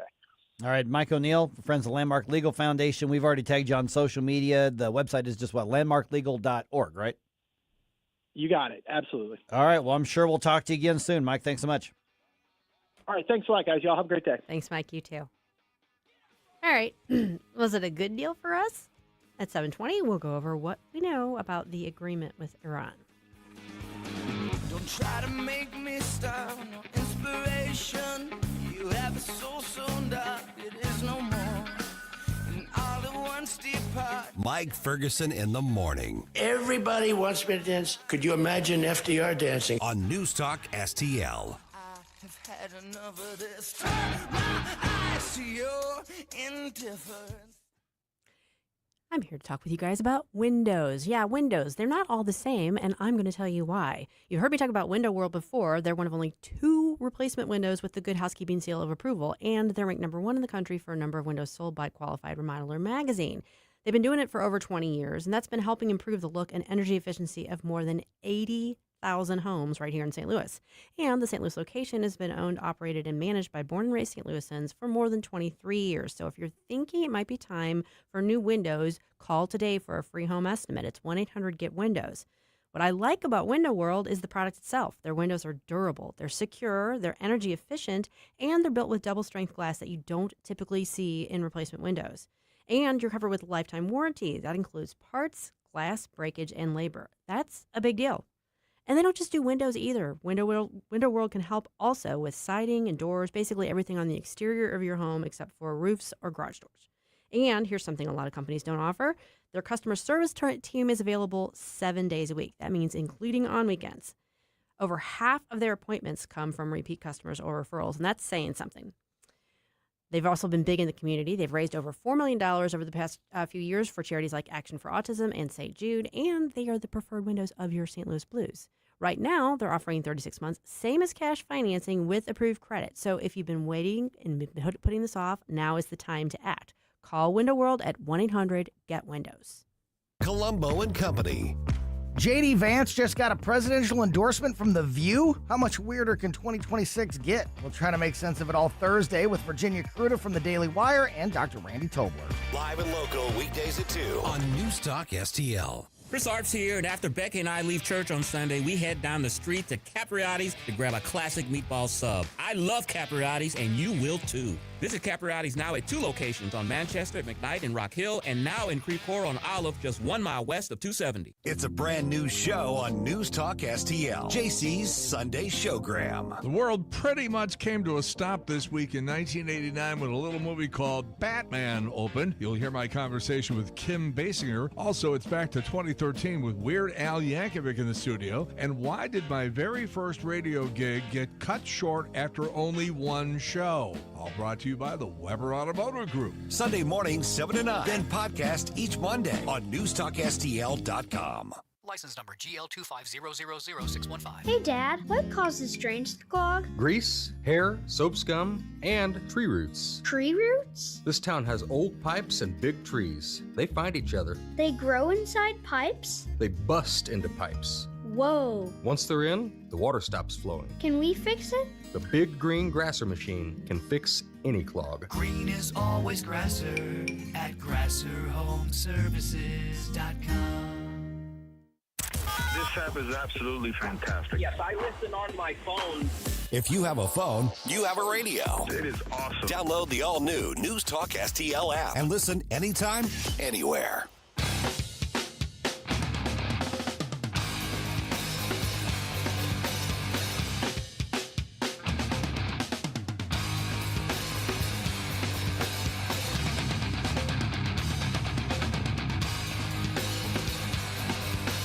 Hey, folks, it's Chris Salcedo, your liberty-loving Latino on Newsmax. Everybody likes Mike Ferguson in the morning on 101.9 and 94.1 News Talk STL. All right, we now have the details of the Memorandum of Understanding between the U.S. and Iran, the deal that the president signed. Yeah. Which they were talking about heralding a big thing on Friday, but it's done. Yeah, so I don't know if they're doing anything tomorrow or not. I mean, JD was going to go over for Right. that, so I'm not sure what the status is of that. But the White House has released the text. And so what we learned about an hour and a half ago is that we don't have time to read every single one in the segment. Yeah. But let's go over the 14 different points. 314-912-1019, or send us your thoughts on social media. I'm just going to be really upfront. I don't see a big win for the United States in this. I don't get it.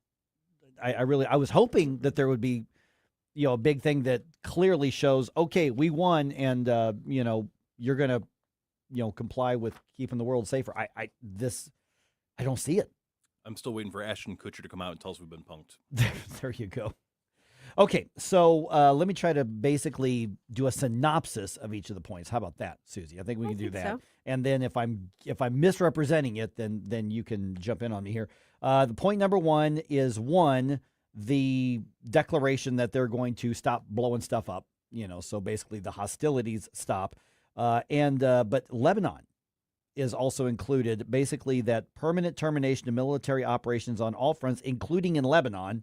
And then undertake from now on not to initiate any war or any military operation against each other, and to refrain from the threat or use of force against each other. Now, a couple things is, point one says that the U.S. and Iran and their allies will stop the hostilities. But unless the allies for both sides sign on, I don't know how they would be bound by this. Yeah. No, they wouldn't be. Yeah.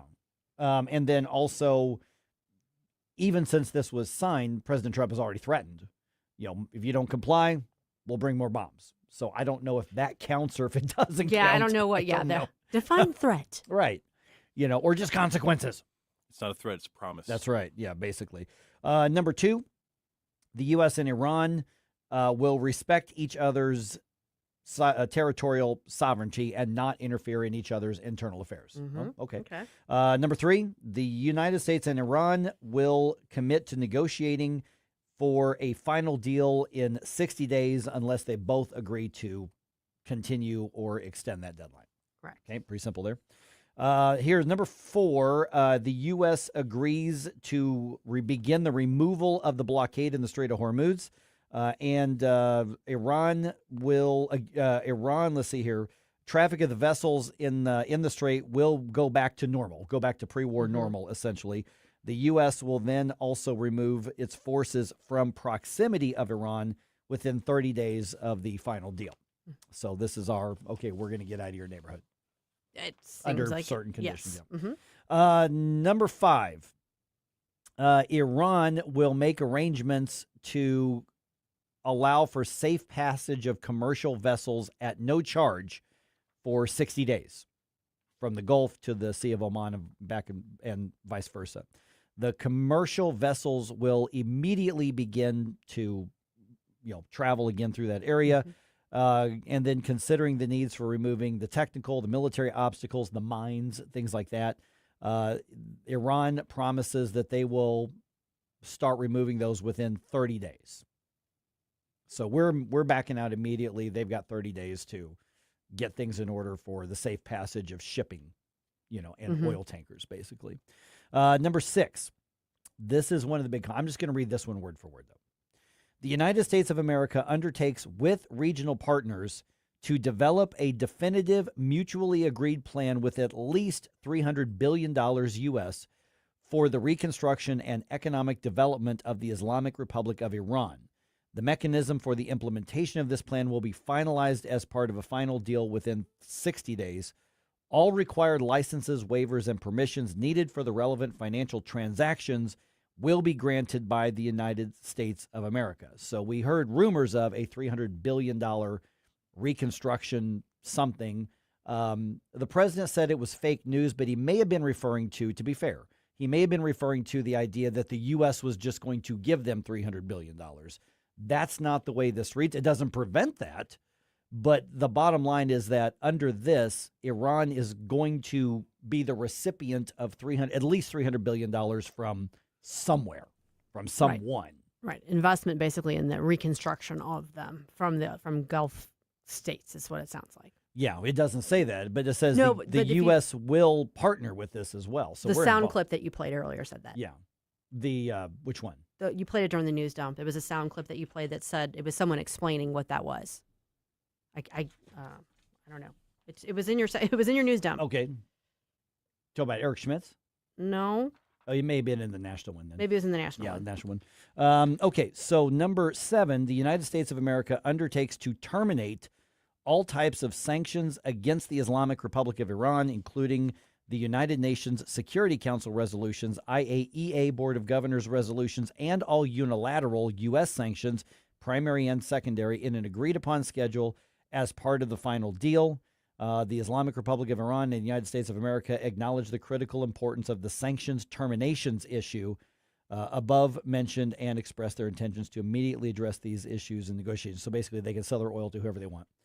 At that point, we're not going to lock down their economy. And then number 8 is Iran agrees to not procure or develop nuclear weapons. So the one that everybody's talking about, one is, did we get the deal for them to not develop nukes? Well, they say they're agreeing to that.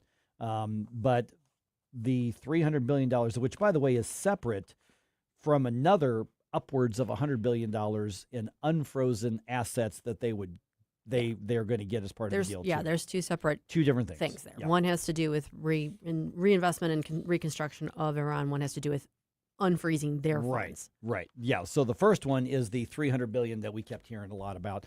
Okay, so we got a couple minutes here. We didn't get to go through all of these here. There's 14 points. I posted the link on the Rumble chat box. I think it's up on some of our other social media as well. We dominated the military exchanges here. I'm reading this and I'm trying to just put it into basic understanding. I think you would be thrilled with this agreement if you're Iran. Yeah, I don't know how you look at what's here and don't come to that conclusion. I'm hoping that there's more that there's things that I'm not seeing. And the one thing I will say, not that it's directly related to this, but it does, I guess a little tiny bright spot, if you will. $3.29 today on the way in. Gas, $3.29. Yeah. Absolutely. So, gas is going down. That's a good thing, but it went up for several months for a reason. I'm not sure I'm understanding that reason based on this MoU. Right. Yeah, I just want to point out number 11 is the one that also talks about making fully available the use of the frozen or restricted funds and assets to Iran. And one of the provisions makes it sound like that we will start releasing those funds while we're still negotiating with them. I'm confused by the $300 billion investment for reconstruction because, to my knowledge and what's been made available to me, all the targets that we've been hitting, or at least the vast majority of them, are military targets. So it sounds like we are going to allow people to help them invest to rebuild the military we just blew up. I don't know. I don't know. I don't know. Interesting. That's a fair question. I have no idea. They've got a lot of problems. They've got major drought. They've got a lot of other issues going on infrastructure wise that aren't because we did it. So I don't know if that's what that's supposed to go to. I don't know. Yeah, or Iran may have the say in where the money is spent. Obviously there may be. Bottom line is Iran is going to, under this agreement, the unfrozen assets, which some multiple reports say could be upwards of $100 billion of assets. Now that's in theory what was Iranian to start with, and it was frozen as part of the sanctions, and so they're going to get their assets.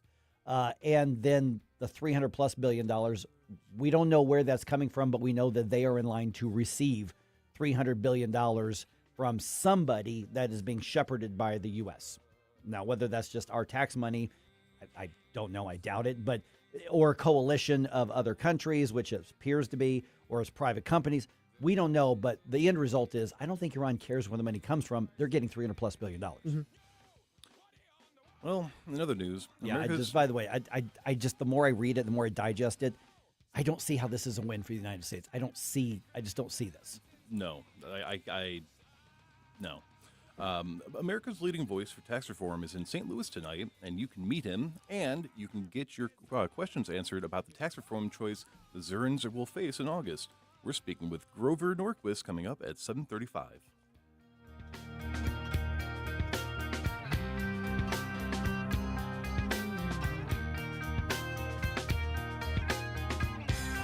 A wise man once said in January of 2020, Iran never won a war, but never lost a negotiation. Who said that? Donald Trump. Oh.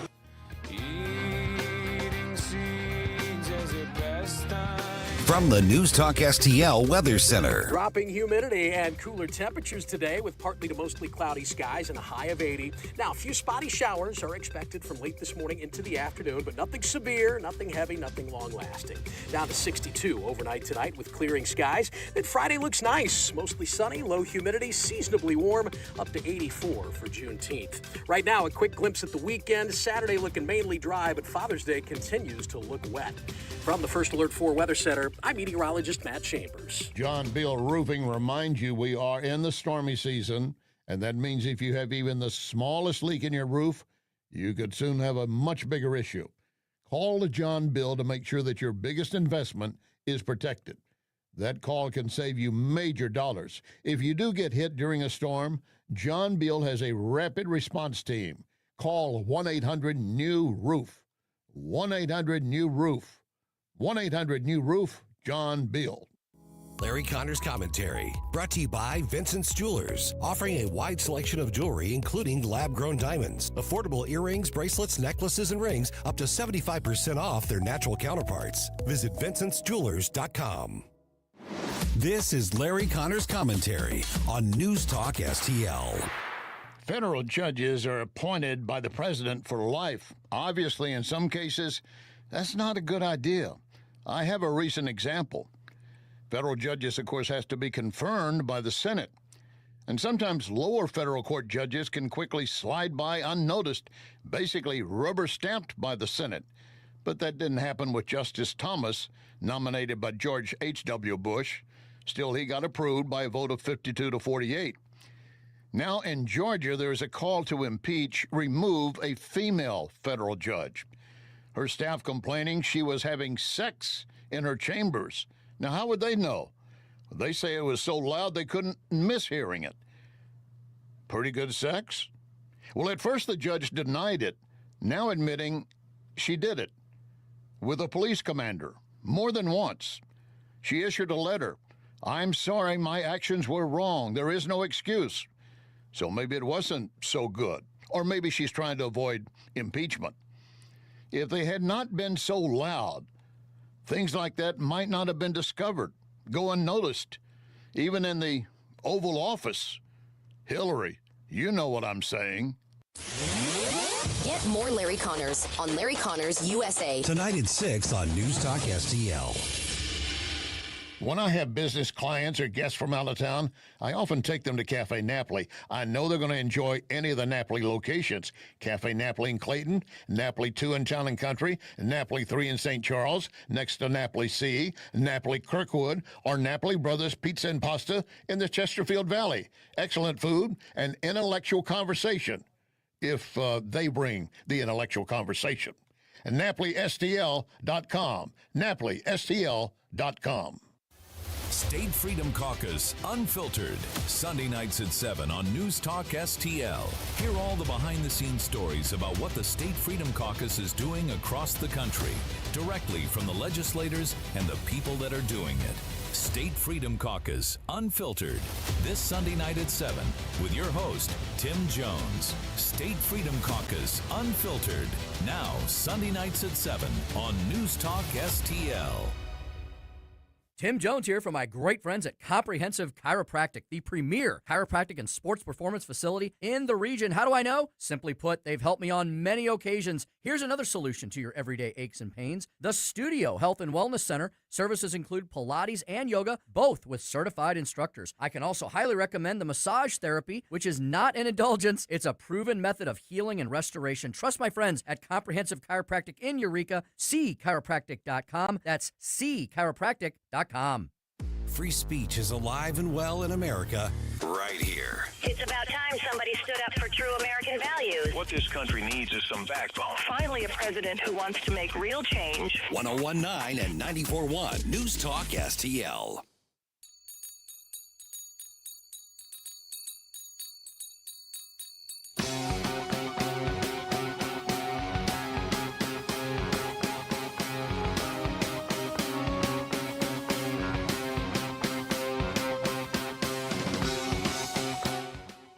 Hey guys, Billy Crow here from Jeffco Patriot Radio. Hope you had enough time to freshen up your coffee, because now we're back with Mike Ferguson in the morning.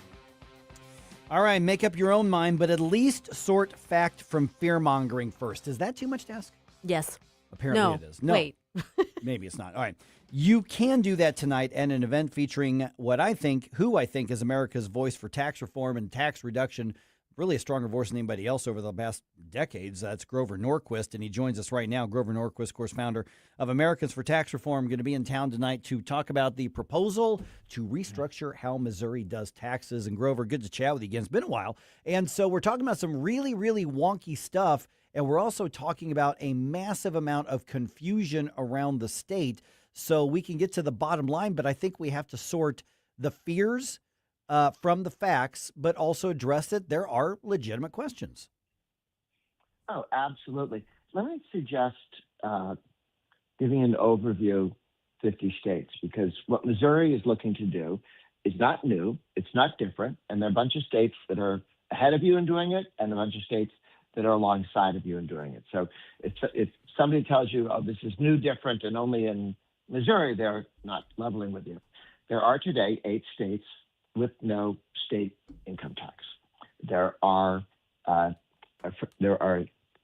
16 states that have a flat rate or single rate tax, which is very difficult to raise because you have to raise everybody's taxes at once, and very easy to reduce because you can reduce everybody's taxes at once, look everybody in the eye, and treat them the same.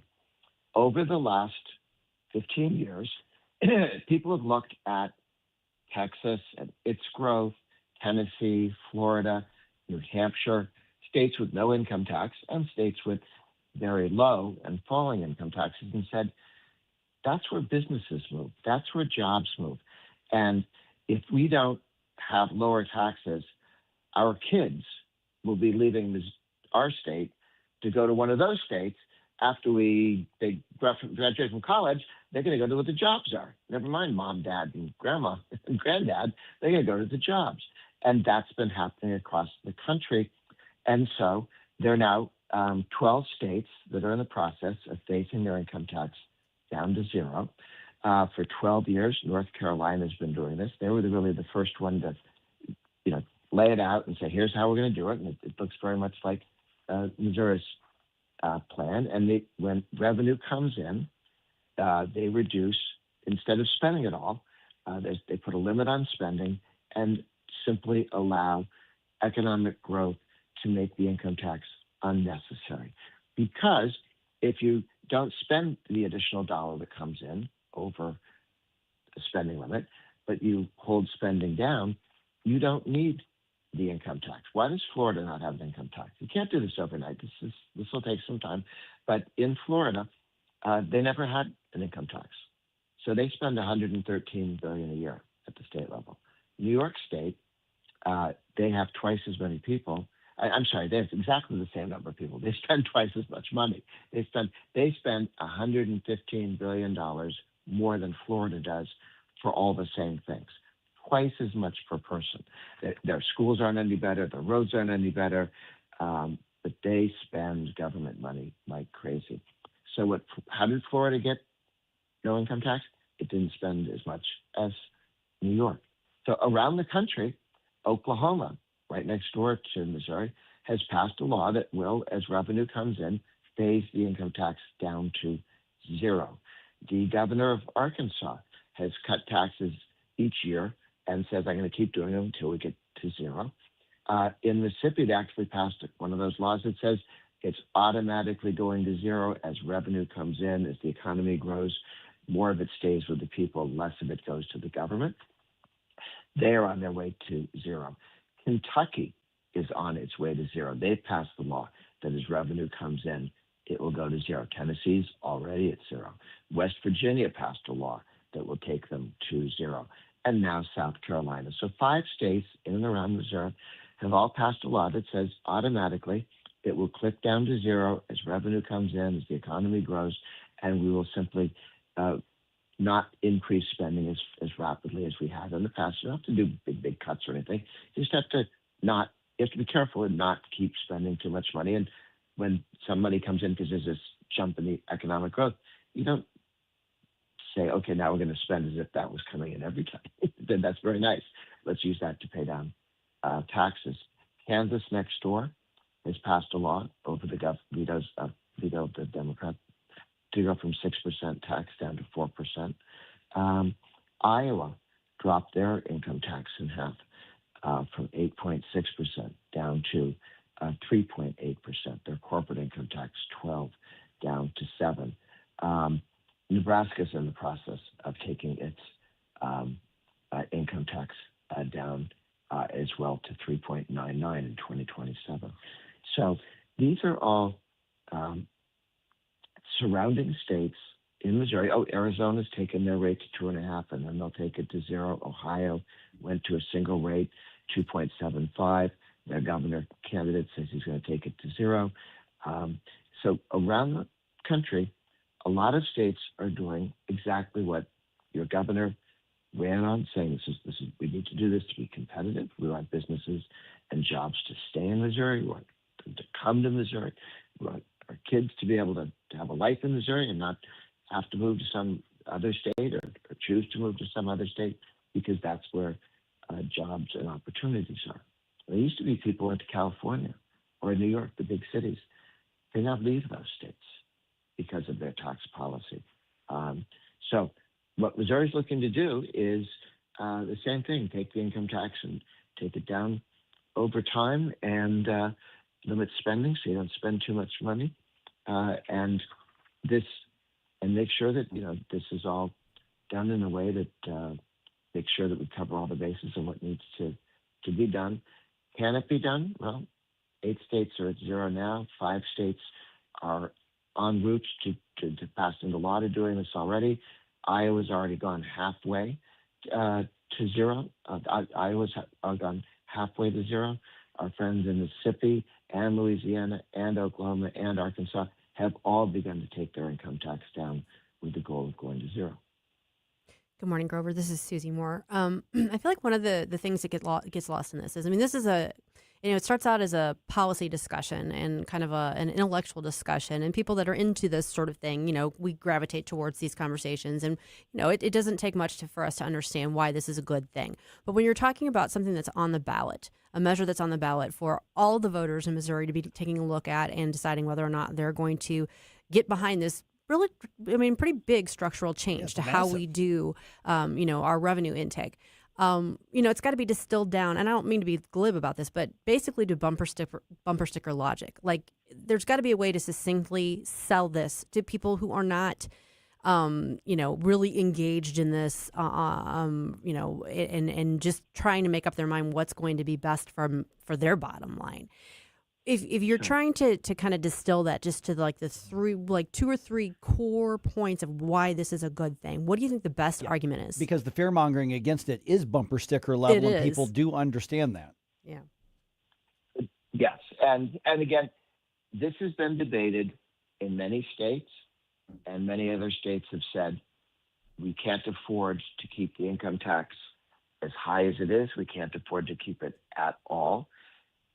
In order to be competitive, to have jobs stay in Missouri and to come to Missouri, Missouri needs to join the movement, which is already, 20 states are already there or getting there, to dramatically reduce the income tax, get to a single rate, get to 0, and in order to have the best jobs in Missouri instead of someplace else. This is a vote for the future. It's also a vote that will help limit total government spending growth. We're not talking about cut. Then in a dozen states, 18 states, working with people on phasing the income tax down to 0, and the left says, oh, well, they picked the favorite thing that they think that would never be cut. And they say, that's what they'll cut.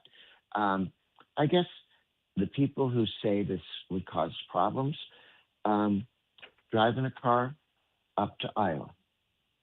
They've cut their income tax, personal and corporate, in half, and they've had growth, and this worked out well. You can visit Kentucky next door. You can visit Arkansas, which is busy reducing tax rates each year, going to 0, and Oklahoma, which has significantly cut its income tax and is going to 0. You can visit Tennessee and see how a state operates without an income tax and how well it operates without an income tax and how many jobs and opportunities it brings there.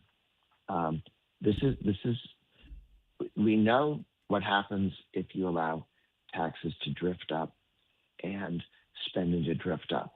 That way, over time, is California, New York, and people leave.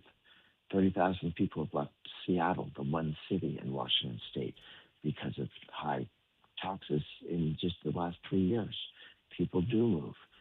They move partially because they see opportunities. They also move because they don't see opportunities in Seattle or where they are. They see them someplace else. So I think this is a vote for the future to make Missouri competitive, more competitive than many other states, and as competitive as the states that are a little bit ahead of them right now.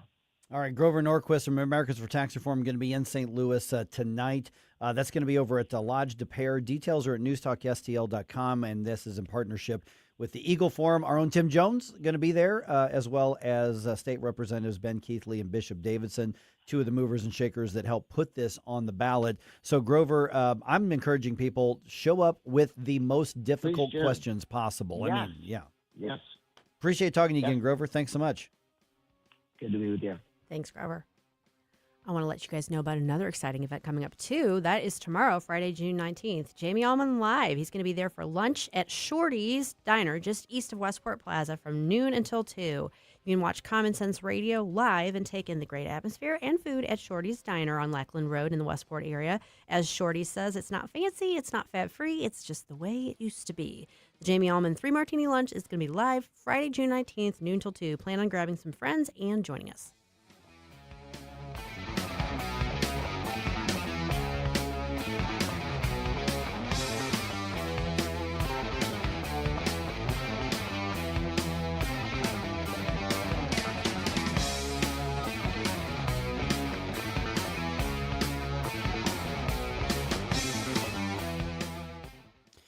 You know what? This is the time of year a lot of people are saying, okay, let's do some spring cleaning, although it's almost summertime. Maybe it's time to do that project, that upgrade around your house. Don't forget the outside of your house. I know you're going to think of the roofing. You may be thinking of the whatever, but think of this. How about the fencing around your property? If you don't have one, you need one. Maybe that's going to be a little safer for your family or for your pets, or just have that great, dignified, really classy look. Or you've also time to get that patio, get that deck done.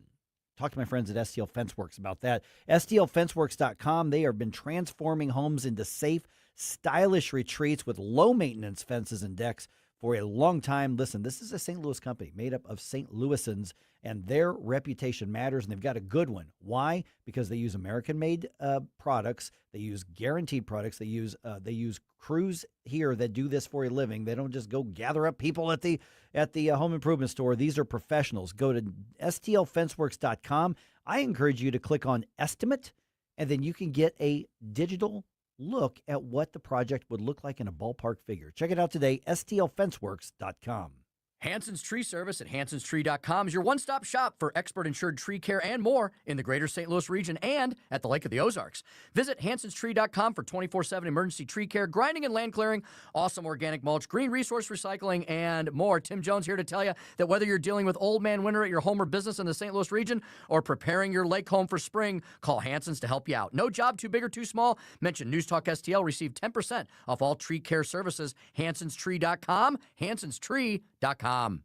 This is Mark Harder with RE/MAX Results, the #1 RE/MAX franchise in the region. As a licensed real estate broker with RE/MAX Results for over 20 years, I've seen the ups and downs of many real estate markets, including the one we're in right now. With the spring market in full swing, now is the time to leap into the buying or selling of your home. Someday is not a day. Today is the day to make your move. Call me at 314-852-8933 or email me at markhardersells@gmail.com.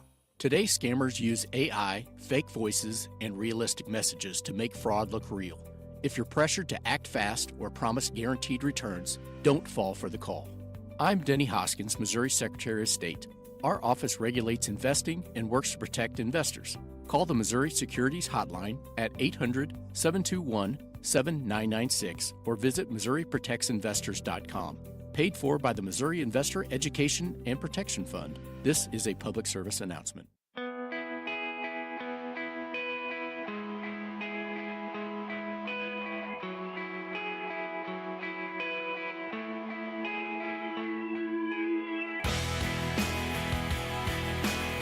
Hey everyone, this is State Senator Nick Schroer. I am the host of Stand and Fight every Sunday night. Right now, let's hear more of Mike Ferguson in the Morning Show here on News Talk STL. All right, I posted this on the Rumble chat box. Jerome, have we put that up on any of the other comments or anything for Facebook or anything like that? The MoU between the U.S. and Iran? I pinned it on Facebook, and it's also on the comment section of the stream on X. Okay, excellent. So you can read it for yourself. So we've got the details of the plan or the deal with Iran. Is it a good one? Also, we now know for sure what caused that downtown sinkhole, and the Cardinals on the road for a road trip starting tonight, 7:53. Let's work in another quick news dump here. The Morning News Dump, brought to you by STL Fenceworks. The Morning News Dump. Are you joking? Is this a joke? Listen, folks, the Morning News Dump. All right, the White House released the full text of its memorandum of understanding with Iran just hours before President Trump signed that deal into place. He was in France.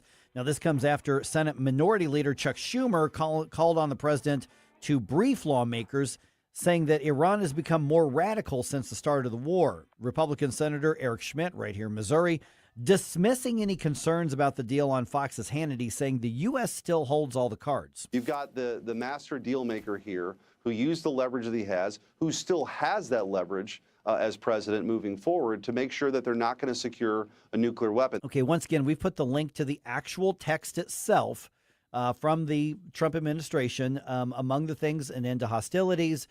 Traffic is going to be moving again through the Strait of Hormuz. The United States will pull out of close proximity to Iran. Iran is going to receive at least $300 billion from somewhere in a coalition, I guess, joint effort that's going to be led by the U.S. Where that money comes from, we don't know yet. And then upwards of some reports say $100 billion in frozen assets are going to be released to Iran as well.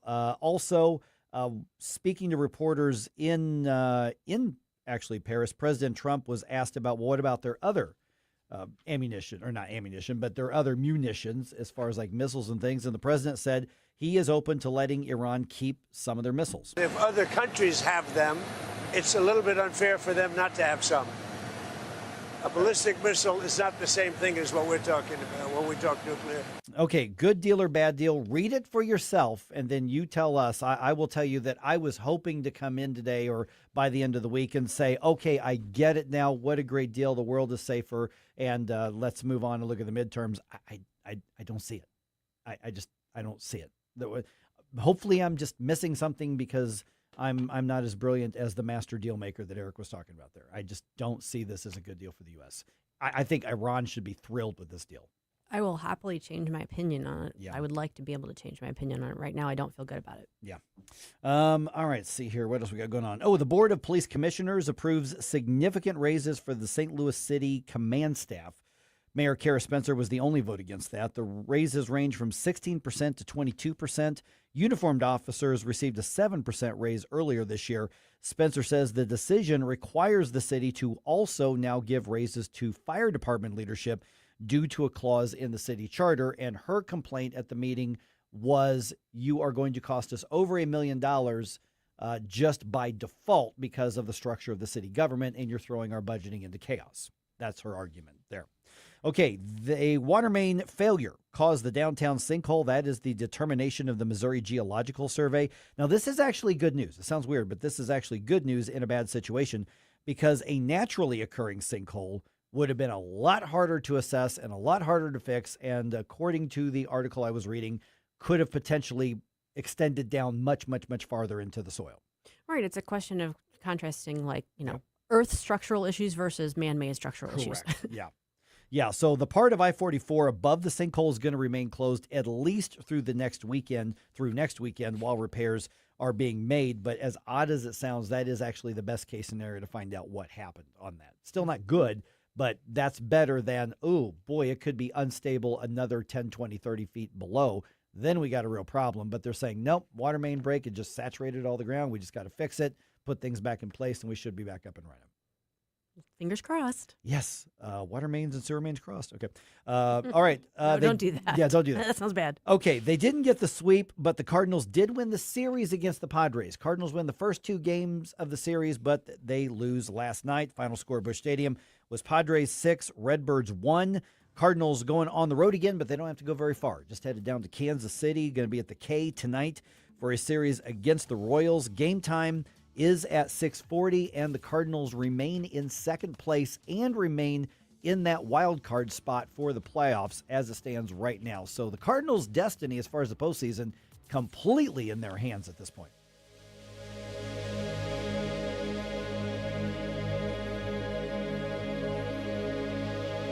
To have a roof over your head, a nice roof over your head, is very important. That's Rick talking about his experience with Rhino Shield ceramic coating. We got Rhino Shield 18 years ago, and they were very cooperative on getting us the right paint. They were in and out and done in no time. Once it was finished, looked great. We were very happy with it. The main reason Rick called Rhino Shield is because it's backed by a 25-year transferable warranty. We've watched a lot of people get their house painted 3 or 4 times, and we haven't had to do any of it. I don't know about you guys, but I don't want to have to paint it every 5-7 years. Take a tip from Rick and put down the paintbrush and call Rhino Shield for your free evaluation. 877-25-RHINO. 877-25-RHINO. Or visit 877-25rhino.com. We got Rhino Shield 18 years ago. Financially makes sense, especially if it's going to last like this did. Still looks great. Call now. 877-25-RHINO or 877-25rhino.com. Don't paint, don't Rhino, go Rhino Shield. Never paint your house again. Rhino Shield. Simply Health with Dr. Brian Deloney. Alzheimer's is not just a memory problem, it's a brain resilience problem. This week we talk practical strategies to support brain function like diet, metabolic health, mitochondrial support, peptides, light therapy, sleep, and the habits that help the brain repair. Simply Health with Dr. Brian Deloney. Saturdays at noon on NewsTalkSTL. To find out more about Simply Health Integrated Medical, log on to simplyhealthintegrated.com. A Disney cruise is no ordinary vacation. It's an adventure, a fairy tale, a dream. Step aboard and discover where favorite Disney characters meet fun for the whole family, where total rest and relaxation meet the ultimate escape and excitement, where a dream vacation meets a magical cruise. Only on Disney Cruise Line, where magic meets the sea. Magic Expeditions will make planning your Disney cruise easy. Reach out at magicexpeditions.com. KLGY HD3 Clayton, K270BW Bellefonte, KNBS Bowling Green. This is News Talk STL at 1019, 94.1, and always streaming at NewsTalkSTL.com. Key news this hour from Town Hall. I'm Rich Thomason. We're never going to let them have a nuclear weapon, the words of President Trump, talking about the memorandum of understanding that he and Iran's president have signed. Mr. Trump denounces as fools those who criticize the agreement. That would include Democrats as well as some Republicans. More from correspondent Andrew Stewart. The initial agreement calls for Iran to dilute its stockpile of highly enriched uranium. The accord would also waive sanctions on that country, immediately permitting Iran to sell its oil freely. That's what U.S. officials say. Those officials read the language of the memorandum on ending the war to journalists on Wednesday. And this is just the start. Now there will be talks aimed at reaching a permanent deal with Iran. In the meantime, President Trump says that if the Iranians do not honor terms of the agreement, bombs will fall once again.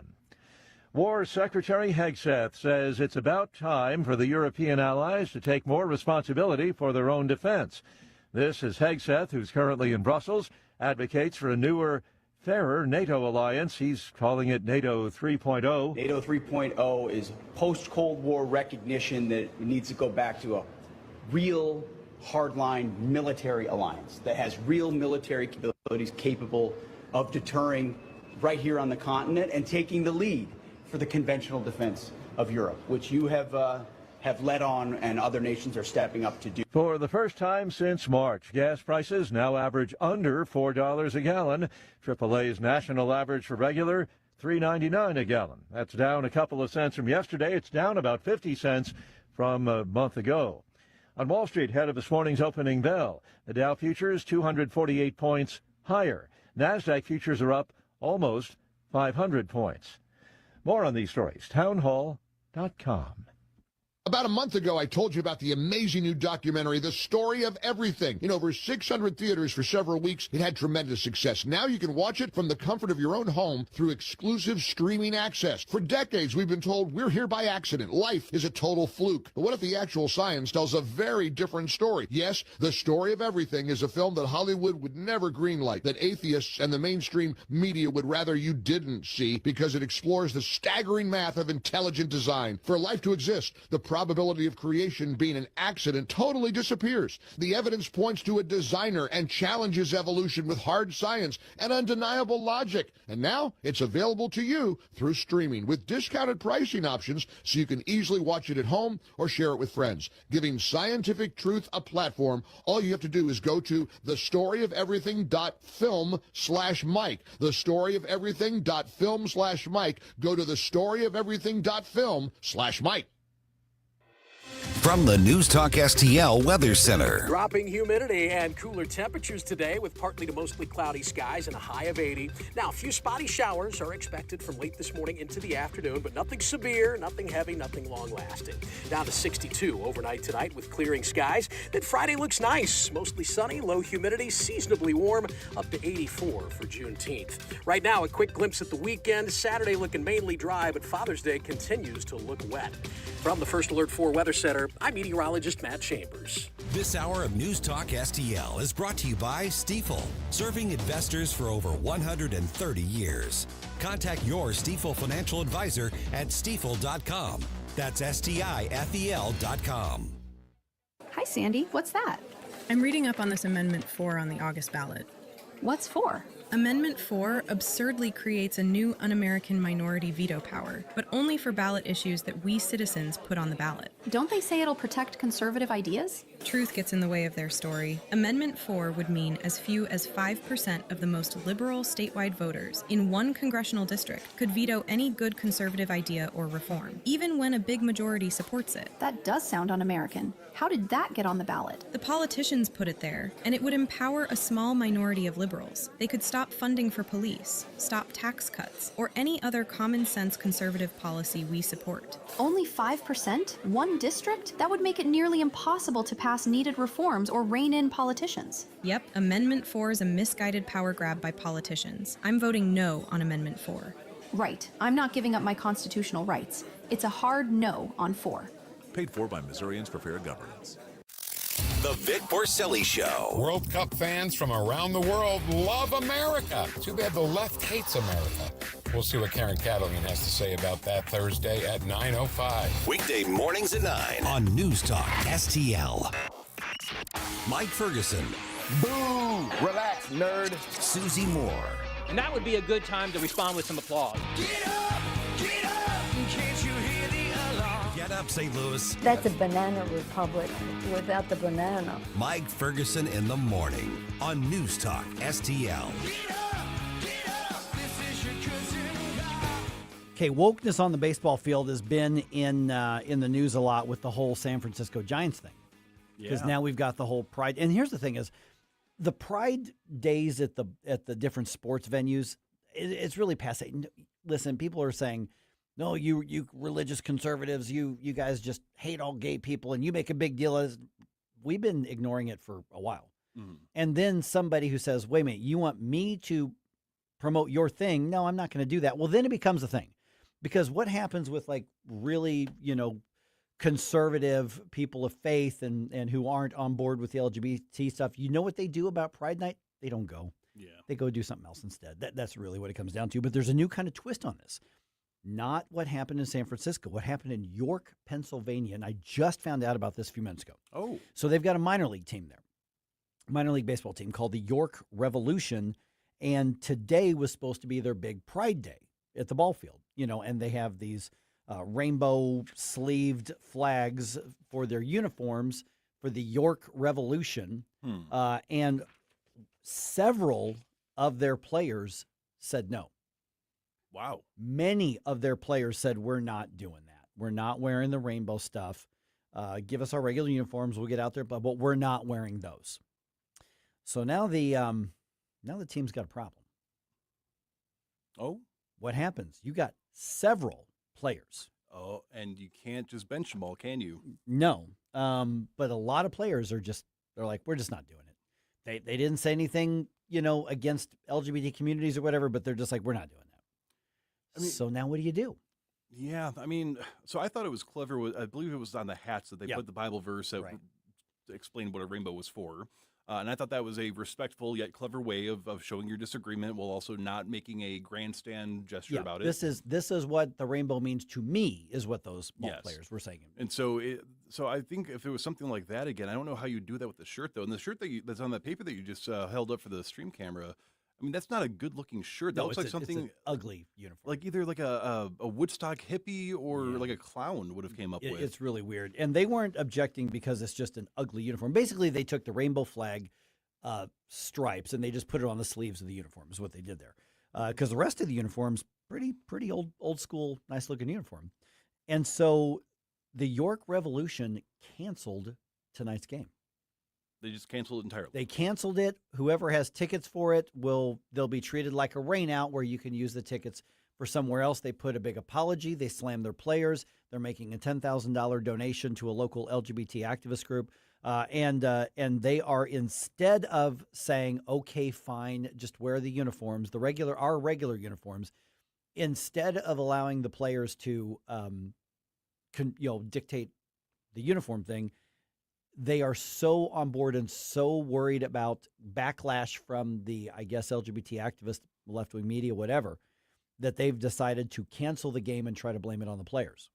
So they put out a statement. I actually printed you a copy. It's up there somewhere right there. And I literally just found out about this about 20 minutes ago. And so they say, and this is from the York Revolution. This is their club statement. And this was issued last night. It is with great disappointment that the York Revolution have issued important change. It is with great disappointment, and that the York Revolution have issued important changes to our 11th annual Pride Night on Thursday, June 18th. Most significantly, the scheduled game between York and Southern Maryland will not be played, and Pride will still be hosted as a free admission event. Everybody's tickets for the game on Thursday will be treated as a rainout and can be redeemed for any future game.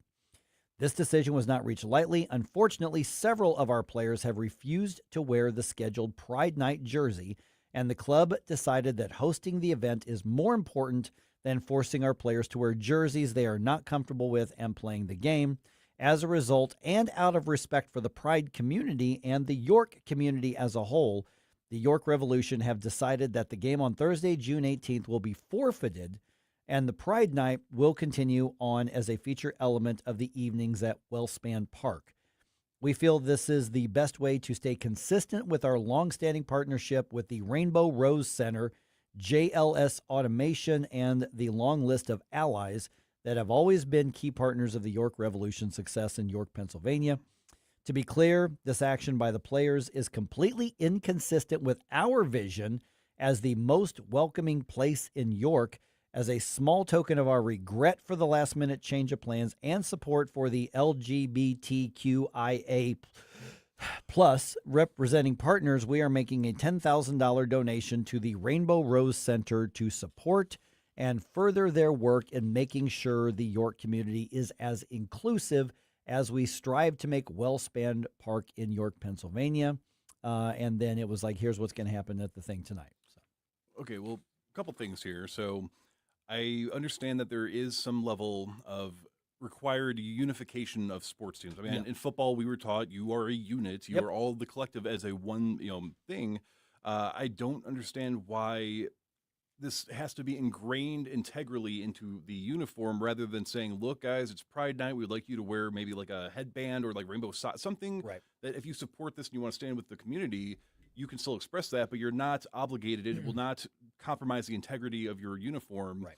And if it's not aligned with their vision, well, why don't you get on the field and go play the game then? You're not the ones out there drawing the fans in and been performing and winning the games. You guys are, it just sounds like like the HR Karens are mad about this. Yeah, it really is. The HR Karens are definitely, the PR Karens are bad about this. They're mad about this. And what you've got here is the line being crossed, because you're right with like, I've been on ball teams with some ugly uniforms, but you know what? That's the uniform. You get on the field. That's the way that it goes. What you've got here is all of these players, and keep in mind, minor league baseball, These guys are hungry. They are desperate for a chance to get to the next level of baseball. So anytime they buck the team or buck the league, they are putting their entire career and their dreams at risk. I want people to understand that. So here's another aspect of this is that these guys are looking at this going, those photos are going to be forever on the internet. Someday I'm going to be done with baseball, or I'm going to go back in the off season to my family at church and somebody's got a picture of, why are you wearing, gay pride stuff, LGBT stuff, when we know you don't believe this? Why didn't you stand for it? So you've got a lot of people now probably inspired by the NHL players, some of them with the Blues, the players for the Giants, Clayton Kershaw a year or so ago with the Dodgers, and some others, Texas Rangers. They're just saying, we're just not going to do it. So the virtue signaling isn't being done by the players. The virtue signaling is being done by the team in the league, or the team at least. And again, this is going to be not a one-to-one comparison, but like, for example, there's a ribbon for breast cancer, right? They're little, like Autism Speaks, they have little puzzle pieces to represent autism, right? Why not just have something like that to represent the gay stuff? Or just put the flags up or whatever. Yeah, I mean, I sing "It's Raining Men" as instead of the national anthem, whatever you want to do. I mean, and I get, it's a private organization, or it's private people. It's a job. You show up, and whatever the uniform you're required to wear for your job is, you have to show up in uniform. It's just very interesting that you would be willing to put this much contention and draw this much bad publicity by trying to compel these on people. Yeah. And it's just bad optics. And then to say, well, okay, so for everybody out there that they may be fine with gay people and they may be supportive of gay people's rights to express themselves, they just don't want to be exposed to it all the time. Right. Now you're going to say you can't, we're going to cancel the event and you can't even watch the game. Yeah, you can't even, exactly. But they're throwing their players under the bus for not being on board. I mean, you think about it, you mentioned, for instance, the breast cancer, the pink. There is in Major League Baseball, at least, I don't know if minor league baseball does it, but there's a day where they do like awareness for breast cancer issues and research, and all the players wear all kinds of pink. Mm-hmm. You'll see a lot of catchers and their gear is pink, and the socks are pink, and and all of that. And would I be wild about going out and playing ball in a bunch of pink stuff? Yeah, probably not. But obviously, breast cancer affects so many women, and you're drawing attention to it. And okay, men. Yeah, and some with men. Yeah, and it comes down to, you know what, you wear the socks, no big deal. You're not making a personal moral statement. You're not saying this is something that I'm gonna want to advocate for. It's fine to go get tested and medical care and all that kind of stuff. In the case of the pride stuff, you're saying you are going to become the advocate whether you want to or not. You are going to be a representative of our cause, right? And again, this would be such a non-story if it was just something. Because this jersey is just hideous, but I'm sure some people out there would want to wear this jersey if they supported the cause. So if it was something where it's like, hey, it's Pride Night, we're going to be selling these to the fans, or you have a chance to win whatever, T-shirt, gun, whatever it is, I don't think that anybody would really sit there and have a problem with that. I mean, maybe a couple people in the audience, but well, then don't buy it. Yeah, well, exactly. Don't show up that night. Don't buy it. But it's just, I can't think of any other cause similar to this where it would be you are going to do this whether or not you like it, and you have no choice but to do it, and then we got too much pushback. Instead of making a compromise on this, instead we're just going to cancel the entire thing altogether. Yeah, instead of saying, all right, guys, we're not going to make you wear the flamboyant flamingo dancer-looking jerseys here, fine. But we're going to do a thing between the innings. You are not going to make a scene. Okay, fine, Well, and that's the thing, too. So if they had just conceded and came to a concession, then the players that would not endorse this would look bad, of course, to the LGBT people, but it would not make the team, I would think, look bad. It's not going to come back on them to say, "Hey, look, we understand that people have different views, and we're here to play. We're here to play games." Right. So we respect their decision to sit out of this. We, apologize to anybody that's offensive, but come out anyway, celebrate with us. I think that would have been probably the best way to avoid all this, and I think that this is just going to be a big PR thing for that entire team. I mean, I don't know anything about York, Pennsylvania. I've never been there. I don't know if they're left wing or right wing or in the middle. Pennsylvania is kind of like Missouri. They've got Amish country. Yeah, they've got they got a lot of Amish country, but they've also got two major cities that are left wing. But they've also got a lot of smaller and rural areas that are more conservative. That's just the way Pennsylvania is kind of similar to Missouri in that realm. Sports teams should just get out of the activism thing. Yeah. It's one thing for breast cancer. It's one thing for autism. It's one thing for prostate cancer. It's one thing for, whatever. Those things are one thing. But they just get out of the social and the political activism. Just get out of it. It's just not good business. And sports is the area, one of those areas where we should be able to go and get away from all of that. So you're talking about inclusivity. How about something everybody can unify over? So you're talking about inclusivity, but you're dividing people and telling some people you're not welcome here if you have traditional views. Get up, can't you hear the alarm? Get up, this is your cousin God. Get up, 1949, the last time a Republican held the top post in St. Louis City. A gallon of milk was 84 cents, and streetcars ran down Grand Avenue. Unfortunately, St. Louis City streets are no longer the epicenter of family and business life. In the 80 years of Democrat control, our city has been on a steady decline. Hello, Kirk Ilsinger, chairman of the Republican Party for the city of St. Louis, and we believe it is our duty to provide a different path forward. I invite you to our meetings the first Thursday of every month. Learn more at stl-gop.com. Paid for by St. Louis City Republican PAC. Curtis Farber, Treasurer. Looking for a great place to play golf and host your next event? Sugar Creek Golf Course in High Ridge is more than just exceptional golf. Our clubhouse is the perfect spot for private parties, family get-togethers, and unforgettable celebrations. Make your special day even better with our welcoming atmosphere and outstanding service. Visit sugarcreekgolfcourse.com for more information. That's sugarcreekgolfcourse.com, where great golf and great memories meet. sugarcreekgolfcourse.com. Hi, I'm Dr. Alan Link, owner of the Dental Link. You've heard ads about teeth in a day, but did you know that you will be chewing on plastic, acrylic teeth? Here at the Dental Link, we can give you porcelain crown and bridge teeth utilizing mini dental implants that function much more like real teeth at about half the cost. Plus, mini dental implants are less invasive, less painful, and your recovery time is much shorter. Give us a call at 314-794-6464 or simply visit us today at thedentallink.com. It's so big, we could only call it one thing. A massive meat sale. This Thursday and Friday, June 18th and 19th at Country Mart in St. Clair. Ground chuck, $4.49 a pound. Boneless strips, $11.99 a pound. Pork butts, $2.20 a pound. Boneless beef top sirloin and bottom round flats, $6.99 a pound. Hurry while supplies last. 2 days only, Thursday and Friday, June 18th and 19th. See all the items on our Facebook page. Country Mart in St. Clair. News, analysis, I'm glad you're talking about this. Opinion. I'm glad you're fired up about it, too, because I know I am. News Talk STL.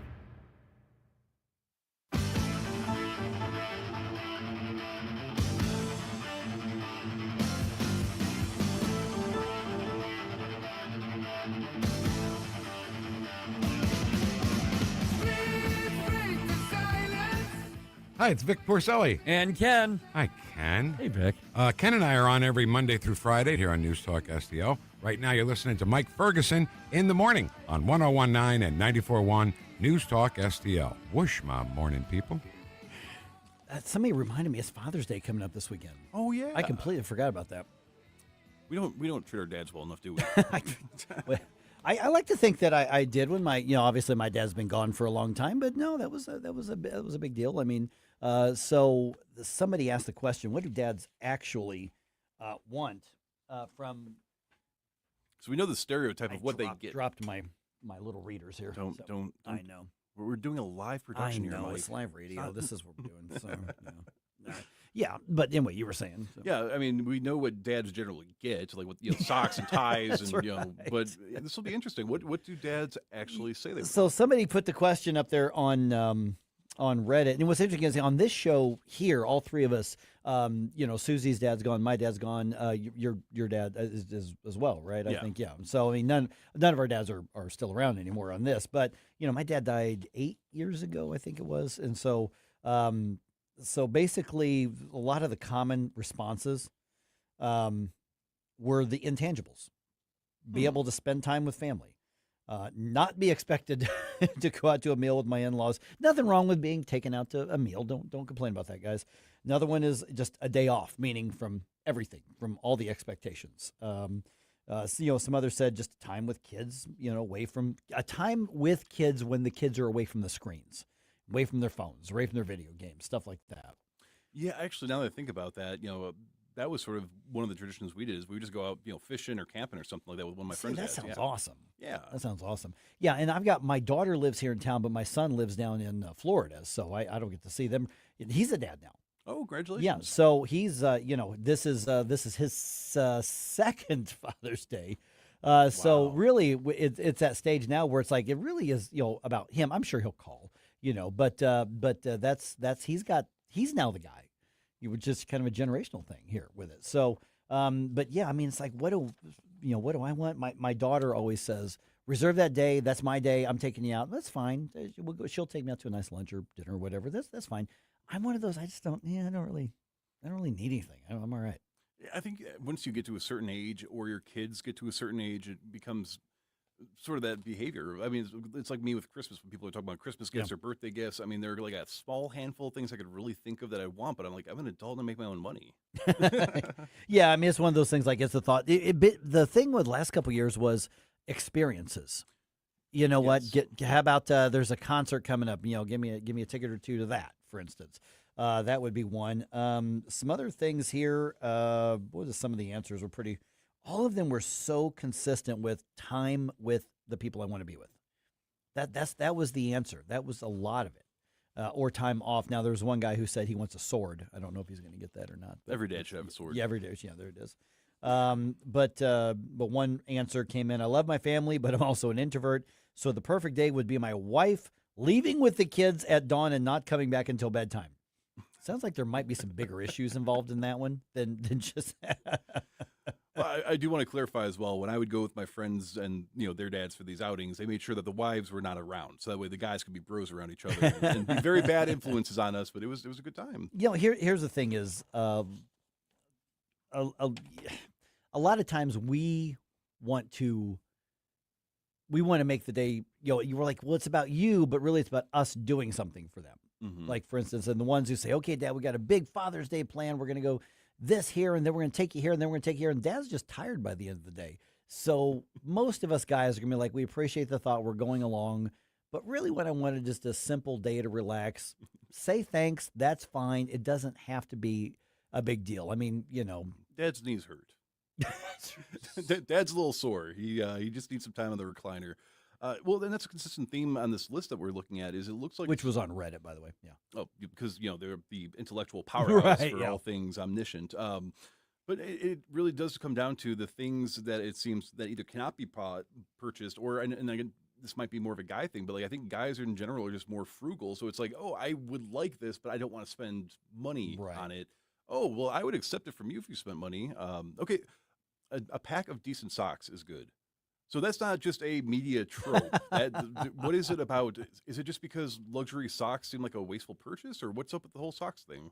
I think it's a matter of, I don't buy any clothes until something's really falling. I don't remember the last time I bought clothes. I mean, other than I needed like a new shirt to go underneath my baseball jersey for the games. I mean, I don't know the last time I bought it. I wait until something's falling apart, and then I will go buy it because I'm like, why am I buying these socks? I have socks. I could spend that money on something else. It's a really dude way of thinking. And only 2 of my toes are poking out.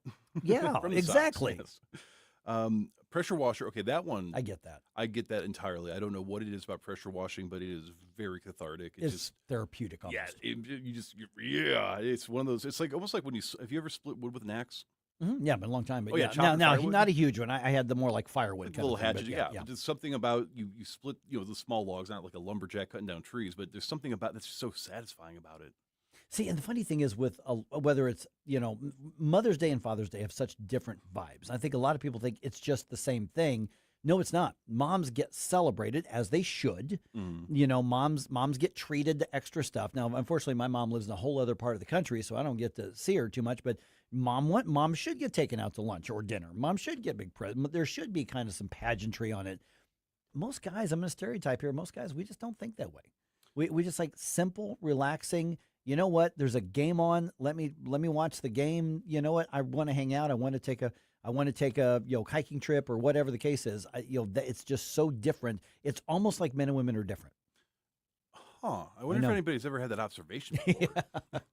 Well, and there's something to that as well. I mean, in psychology, there's the idea of love language, of like how you express your affection for others versus how you want to have people express their affection towards you. And consistently, guys are less about the materialistic. They're less about the attention seeking overall. And whereas the opposite is that they feel better being able to be the one to show somebody affection, to make them feel appreciated. And like I said, in my observation growing up, you need to celebrate mom because of everything she went through to get you here. Yeah. But also you need Father's Day because you have to remind Dad that, hey, we remember you're part of the family too, See, right? and here's the thing. Yeah, exactly. Yeah, who's that? Who's that? Dad? Oh, he's the one that fixes stuff. No, dads want to feel appreciated. And sincerely appreciated. And honestly, that's probably for most guys, I'm going to guess that's more valuable than probably any gift that you could get. It's like, well, I can do something, go out of my way to remind him and sincerely say, hey, I've been thinking about this. I really appreciate this. Or I can give him a $100 gift certificate to whatever. They'd rather have the first. I really think that. No, there's definitely something about, I guess, that feeling of respect. So there are people that I've known throughout my life where it's like they ambush you with gifts. And it's nice that somebody's thinking about you like that, but it's like to be able to get some silence if that's all you want, and to have people not take that as an offensive gesture or like, no, you need to go out. It's your, whatever holiday. But to be able to have that level of, okay, somebody is actually respecting and allowing me to celebrate myself how I would like to be celebrated, I think that's something that's very important, especially with, once you have kids, it just goes crazy from there. Yeah, and I think most dads, most guys, they don't care about being celebrated. We don't care about being celebrated. No. We just don't. You want to do something nice to me, great, but let's make it a day. Let's do something relaxing. That's fine. That's just my observation, because, if we don't do anything for Father's Day, I'm fine. I'll spend my Sunday working out or doing whatever, relaxing. I'll be fine. If you want to, build a statue of me and put it in a park somewhere, sure, that feels good. Again, that's Christmas, Jerome. That's what comes for Christmas. All right. And let's see. Flowers and a card. Okay, no. that person's being facetious. No. I don't never. Do no. No. That's not. And tickets to a York Revolution game, apparently. No. Oh my goodness. Don't do flowers. Long hike with the kids. A lot of these involve the kids. Yeah. Not the wife. That's something I'm noticing here is not a nice evening with the wife is not reoccurring, but the kids keep coming up. Yeah. An ice cream cake. You could. Oh, that's always good. That's always good. That's always good. Again, dads, I don't think put as much emphasis on Father's Day. So of course, just having an excuse to eat an ice cream cake and not feel guilty is probably. Yeah. What's Dad's favorite comfort food? Do that for lunch or dinner. It's pretty simple. Grilling, barbecuing, and smoked meats did come up a lot in this list, though. For good reason. Oh yeah, we are some Neanderthals sometimes with our appetites. And there's just something great about smoking a brisket or cooking a steak. Now, in other news, though, the Trump administration announces the details of the working plan for Iran. You tell us, is it a good deal for America? That's coming up here at 8:35.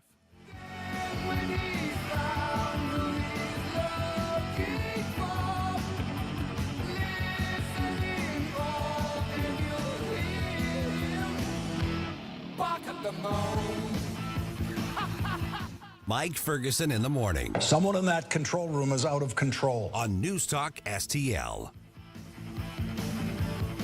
From the News Talk STL Weather Center. Dropping humidity and cooler temperatures today with partly to mostly cloudy skies and a high of 80. Now, a few spotty showers are expected from late this morning into the afternoon, but nothing severe, nothing heavy, nothing long-lasting.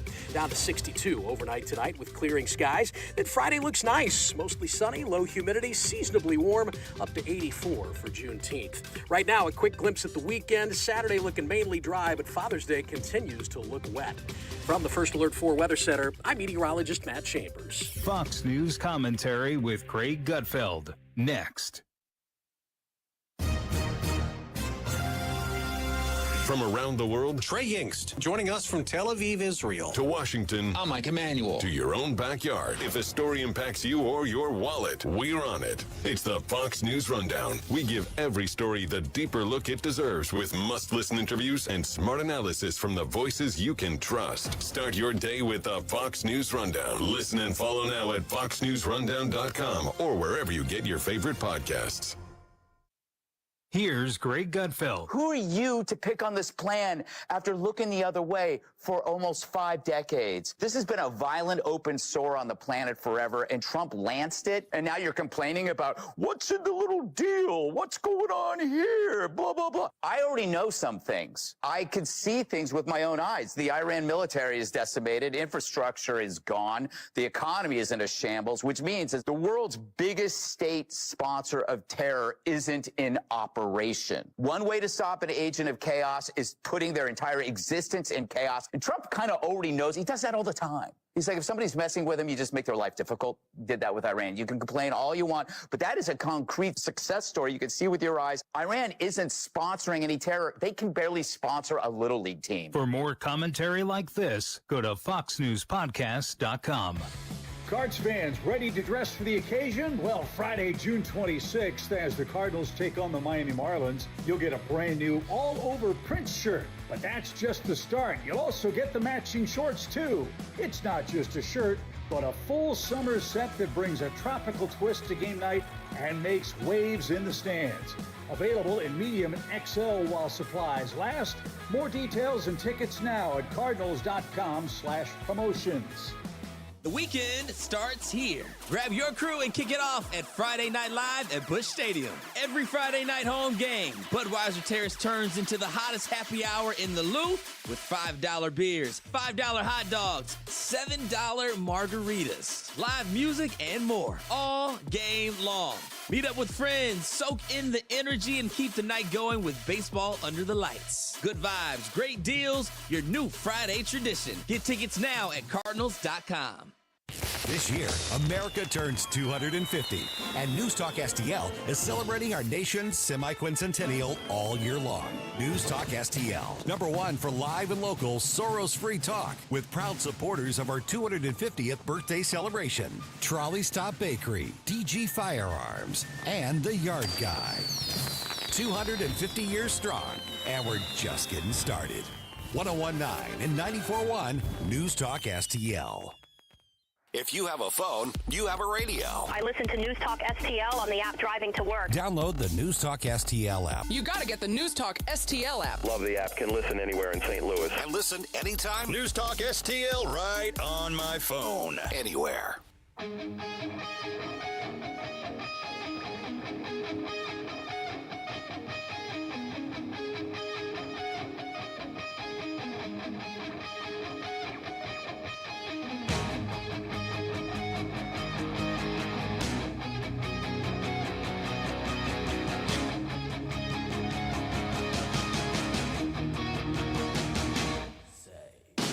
The Mike Ferguson Show is one of my favorite programs.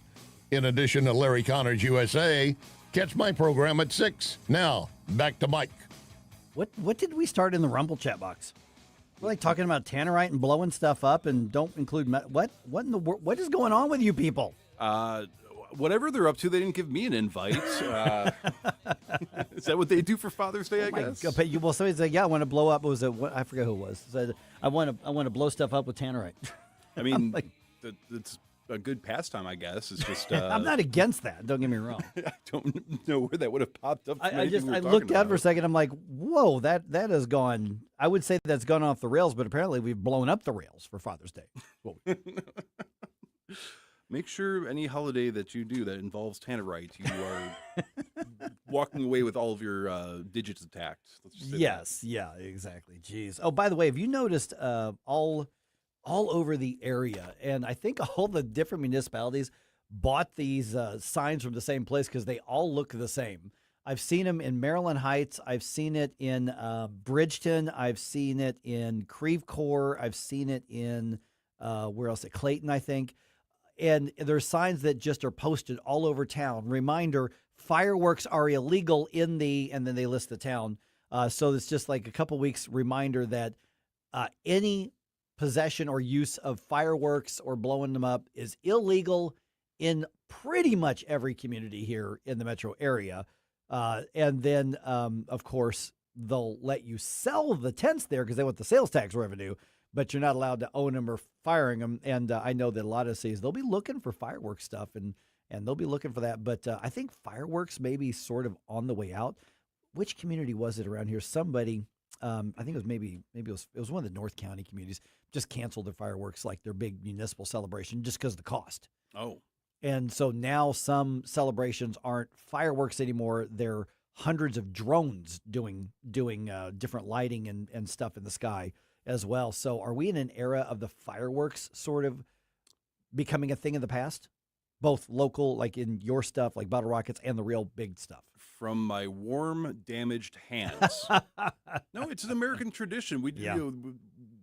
I didn't realize the redcoats were back sitting there. I was going to say, you shoot a Roman candle in the air and it goes boom, and you're like, take that, King George. Yeah. Yeah. I mean, I don't recall it being lit up drones that was in the Star Spangled Banner. It's, the rocket's red glare. Yeah. So, but just so you know, everybody, where you live, the fireworks are probably illegal. Even, the little stuff. Where's the nearest harbor? That's toss right. some tea Got in it. some tea in there. All right, 8:37. I don't know what else that is we're going to say about this memorandum of understanding, the deal between the U.S. and Iran, which the president's already signed. We kept hearing it was going to happen tomorrow, but he's already signed it. 14-point deal. I posted the articles that have the actual text. I put it up on Rumble. Jerome's already put it up on X and where else? Facebook? Yeah, I did. So if you go to our Facebook stream, then it'll be pinned comment, and I also put it on our X comment, comment section as well. And the thing is, I mean, I'm just trying to look at this as objectively as I can. This is the U.S. giving up a lot. And if you did not know anything about the war at all, and you just read this agreement, you would look at this and go, wow, how bad did the U.S. get beat? Well, no, the U.S. won the war, but I don't see this as, I don't even understand this as a good deal for the U.S. I don't even understand it.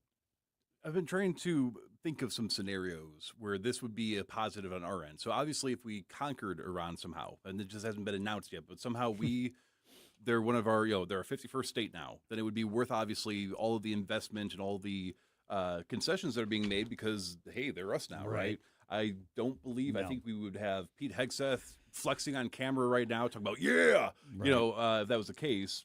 Otherwise, I mean, just from the sheer amount of money that is involved in this, and then the time frame of when we are going to act to uphold our end of the bargain versus the timeline that they have to uphold their end, it just doesn't really make sense. Right. So essentially what you've got, point one, and it's a little complicated, but that is we're going to stop blowing stuff up. We're going to stop fighting. We're going to stop shooting at each other. That one's neutral. I mean, yeah, that one's pretty neutral. Except it says the United States of America and the Islamic Republic of Iran and their allies. Well, this doesn't bind the allies. I mean, they're on their own on that. So we'll see whether that can hold. And I'm trying to get through all of these here. Let's see here.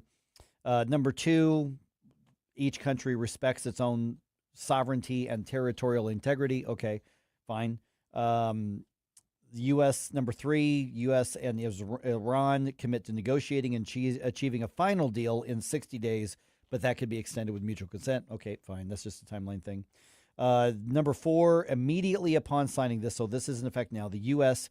is removing our naval blockade against Iran and will fully end the naval blockade within 30 days. And during this period, the traffic of vessels goes back to pre-war level of traffic. So we're talking shipping lanes, we're talking oil tankers, all that sort of stuff. And then Iran has to U.S. is going to undertake to removing its forces from the proximity of Iran within 30 days. So we've committed to getting out of their neighborhood in the next 30 days. Mm-hmm. Iran, point number five, is going to use its best efforts for the safe passage of commercial vessels, and they will not charge, because remember, they were sort of shaking everybody down during the war, but they will not charge any vessels for passing through the strait for 60 days. And it says only from the Persian Gulf to Sea of Oman. I don't know. And vice versa. Yeah, and I don't know the geographical, if that's the entire strait or if that's just a small part of the strait. But the fact that it says for 60 days maybe implies that there might be plans at day 61 for them to say, well, we made a lot of money off that. Yeah, according to this, they've got 60 days. And so here's the big one here. This is what the reporting was coming out yesterday, and we were all cautioning, saying, well, wait a minute.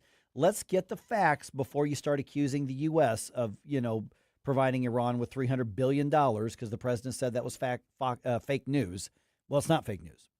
Now, the president said, to be fair, reporting that the U.S. is going to give Iran $300 billion is fake news, and there's nothing here that says that the U.S. is doing that. But here's how the point actually reads.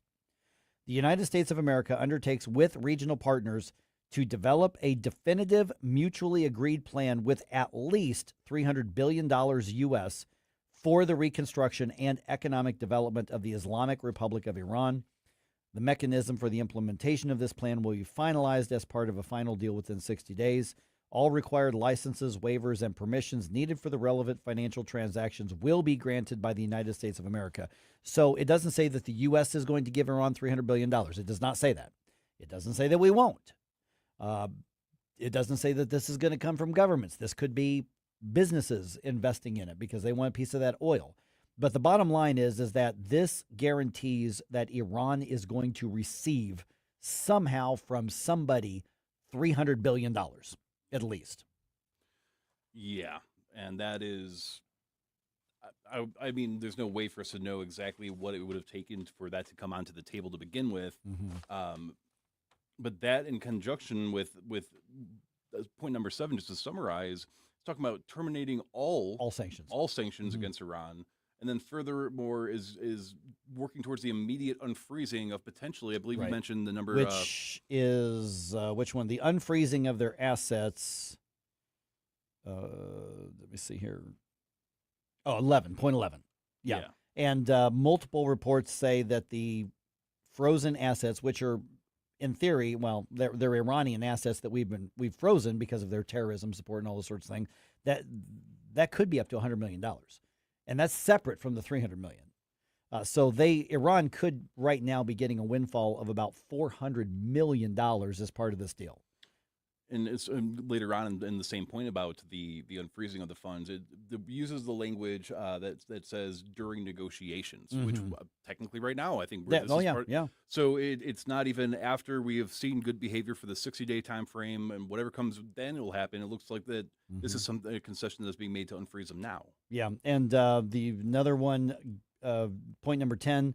The U.S. undertakes that immediately upon signing of this MoU, which has already been done, and until the termination of sanctions, the U.S. Department of Treasury will issue waivers for the export of Iranian crude oil, petroleum products, and derivatives, and all associated services, including banking transactions, insurance, transportation. So basically, they're free to do their oil business, which also, frankly, means that we're going to now start buying oil as well. And so that is as big of a boon to their economy as anything else, because that was one of the financial things, is cutting off their oil trade.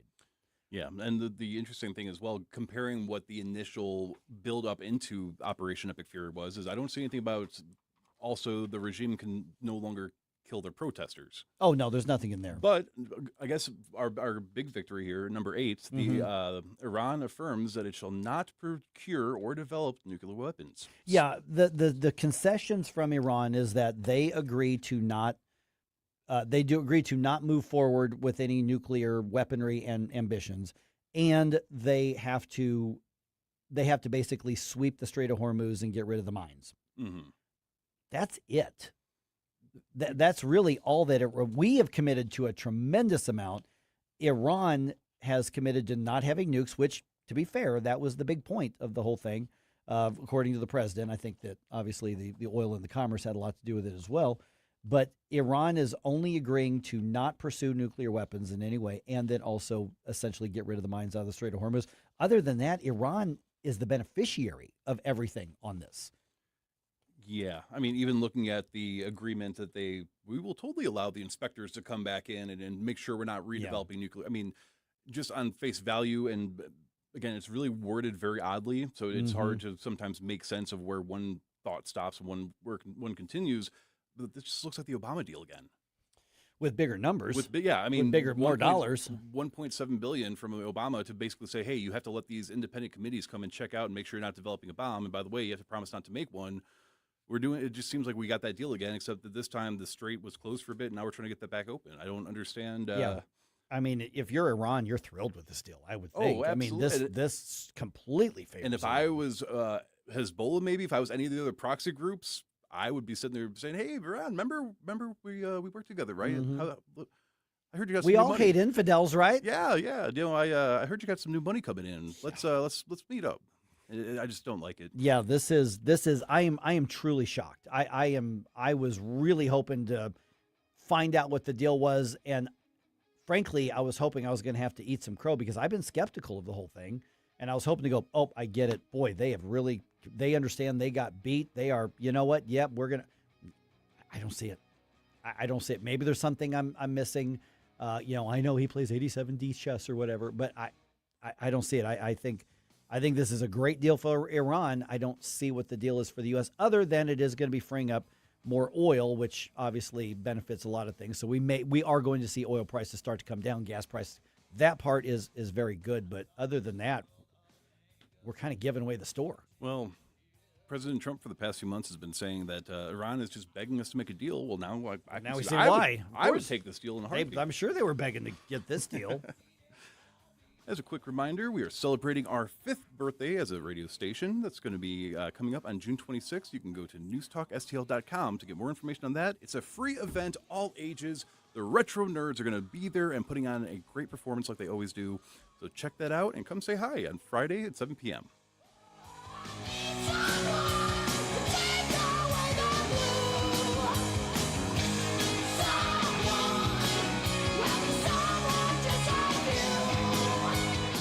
You know what's funny? I run into people I haven't seen in a while, and the first question I always get is, Mike, you've lost weight. Well, I've definitely gotten leaner. I'm definitely thinner. I feel so much stronger. I don't have the aches and pains that I used to have. And I work out pretty hard. I use pretty heavy weights for somebody my age. And the answer to how did I get there is working with my friends at Nutrition Stop. Mike Ferguson here for Nutrition Stop. The website is nutritionstop.com. This is where I get the protein. This is where I get my vitamins. This is where I get my probiotics. This is where I get a lot of my food. And you may say, well, what's the difference? Listen, they only will give you something that's good for your body. And even on your body, I'm talking deodorant. I'm talking soap. I'm talking the things because all of that absorbs into your systems in your body, your nervous system, your endocrine system, all of that. And Nutrition Stop owners, Ryan and Barbara once told me, she said, the reason they get up and breathe every day is to help you be healthier. And they do that with all natural, healthy foods, with supplements and nutrition products that are based on real ingredients that work with your body. Go in. Nutrition Stop, just off Mexico Road, nutritionstop.com. By the way, next Saturday, 40th anniversary barbecue bash. I'm going to be there. You should be too. Get a bunch of free samples of food. We're going to have a great time. nutritionstop.com. It's not pleasant to hear it, but Missouri is falling behind in its spending of state tax dollars, education, and health care. But there are ways to get Missouri moving forward again and produce a better life for all of us. That's why we at the Show Me Institute put together a 2026 Missouri Blueprint, a roadmap on how the state can move to a brighter future. The blueprint covers policy ideas from taxes to government transparency, from education to healthcare and budget reform. Let's allow students to attend the school of their choice. Let's adopt new proven methods to help the many school kids who can barely read. Let's limit state spending growth for Missouri's long-term financial stability.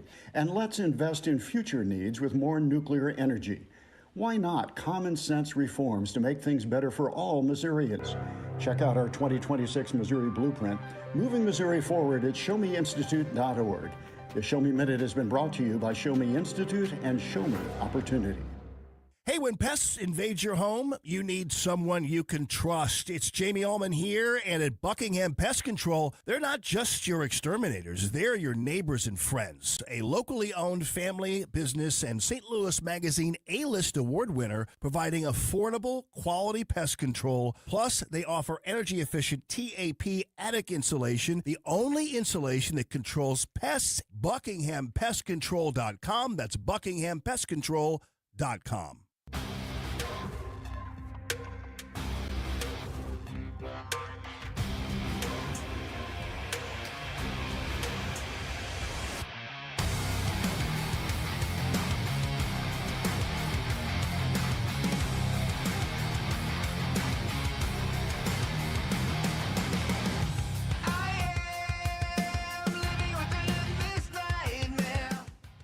Hey, Chris Arps from the Tim Jones and Chris Arps Show. Make sure that you're listening to our show this afternoon from 4 to 6. Now back to the Mike Ferguson in the Morning Show. All right, 8:51 right now. Boy, we're getting a lot of discussion here on the whole deal with Iran, and we're going to probably have a variety of perspectives on that throughout the day here on the News Talk STL and obviously on the national shows that happen overnight here. But it's all local, at this point up until, 8 o'clock tonight. So we'll get a lot of that. All right, see what's going on. I think we've beaten the Iran deal to death enough. I think we've covered. A pun, or? I think we've covered it, enough. We have posted the links to it. Look at it yourself. Let us know what you think on there, and tell us whether you think it's a good deal or a bad deal. Also, we do know what caused that downtown sinkhole. We'll get to that here in just a minute. And the Cardinals back on the road tonight. They're going to be across the state in Kansas City. 8:52. Let's go ahead and do one more news dump here. The Morning News Dump, brought to you by Great American Divers. Successful dump. Wake up, America. It all worked out. They got all the news. The Morning News Dump. All right, the Board of Police Commissioners in the city approves significant raises for St. Louis City command staff. Mayor Kara Spencer was the only vote against that. The raises range from 16% to 22%. Uniformed police officers received a 7% raise earlier this year, and civilian employees of the department received a smaller raise as well earlier this year. Spencer says the decision requires the city to also give raises to the fire department leadership because of a clause in the city charter, which says if one department gets something, then the other has to be treated the same way. So the Board of Police Commissioners, she's arguing, is indirectly telling them to spend money outside of their purview, which that may be the effect of the charter, but the Board of Police Commissioners is trying to fix public safety and the police. And I get that the mayor's in a rough spot right now because she's got to make the books balance, and they may not balance. But the bottom line is you can't keep neglecting law enforcement and public safety in the city, which has been going on for years and years and years. And Kara Spencer is now she's now the mayor when the bills are due. Yeah, there is something to be said that the previous mayors did not do very much to help set her up for success, Kara Spencer up for success. But at the same time, she had to have known that there were going to be difficult times like this when she put herself in the race to be the mayor. Yep. I think she's done way better than I was expecting her for Democrat politician. I agree with that, yeah. But at the same time, we do need law enforcement to want to stay in the city and to actually be able to do their job and to well, that's what the Board of Police Commissioners is saying. They're saying we are losing officers to other departments, not just in the region, but in other parts of the state because, among other things, the pay isn't there. So they're saying we have to be on the scale with what law enforcement should be paid. And you've not been doing this for years, so guess what? It's expensive. Yeah. All right, let's see here. An Illinois man is going to jail for killing an unborn baby, basically for facilitating an abortion in a very absolutely hideous way. The state has some of the most liberal abortion laws in the country, but it's still not legal for a man to slip his girlfriend abortion pills to end a pregnancy against her will. That's what 32-year-old Emerson Evans was convicted of, and he will now serve 7 years in prison. Since abortion drugs were made widely available under the Biden administration, a growing number of men have been arrested for using them to force women to have abortions. Michael Harrington reporting. One of the most insidious crimes I think I've heard of in a long, long, long time. That is absolutely disgusting for somebody to do. That's evil. All right. Congress reintroduced the Renewed Hope Act earlier this month, and that is designed to combat child sex trafficking and exploitation. Tim Tebow, he runs a foundation to help fight child exploitation and child sex trafficking. He was on Fox's Special Report and says there are even more children at risk than he initially expected. That number has risen to 109,000. So it is growing exponentially, and we have to be able to have more people in the fight, better technology, better training to be able to fight back against this evil. So the Renewed Hope Act provides the Department of Homeland Security with $108 million in order to hire 200 new child exploitation investigators and analysts, and that they would be placed among different agencies. That's if it's passed. DHS currently employs 7 of those specialists. 7. That is an insultingly low number, but I guess also props to those 7 for actually being able to achieve what they're achieving with that little assistance. Yeah, and that doesn't mean that other state and local departments don't have some of them at work as well, but that just means that DHS only has 7. Well, and DHS is the federal. I mean, Right, that's and that's the scope umbrella. Yes. Yeah. Oh, man. All right. A water main failure caused the downtown sinkhole. That is the determination of the Missouri Geological Survey. Now, believe it or not, that's actually good news in a bad situation here. Oh. Yeah, because naturally occurring sinkholes would have been a lot harder to assess, a lot harder to fix, and could have gone down and created more instability much deeper. So the fact that this was caused by the water main, it was man-made, it was at least the damage and the saturation was contained, and they know they can fix the water main and they can shore it back up from there. So the ground beneath it's structurally fine. Right. It's just because of that one issue that we need to take care of anyways. Okay, so the part of I-44 above that sinkhole is going to remain closed at least through next weekend while repairs are being made. Don't be surprised if it's a little longer than that. Also, speaking of downtown, Cardinals not going to be there this weekend. They did get the sweep. They did not get the sweep over the Padres. They won 2 games, lost last night 6-1. Cardinals are now in Kansas City. They begin a series with the Royals tonight. Game time for that one is going to be at 6:40.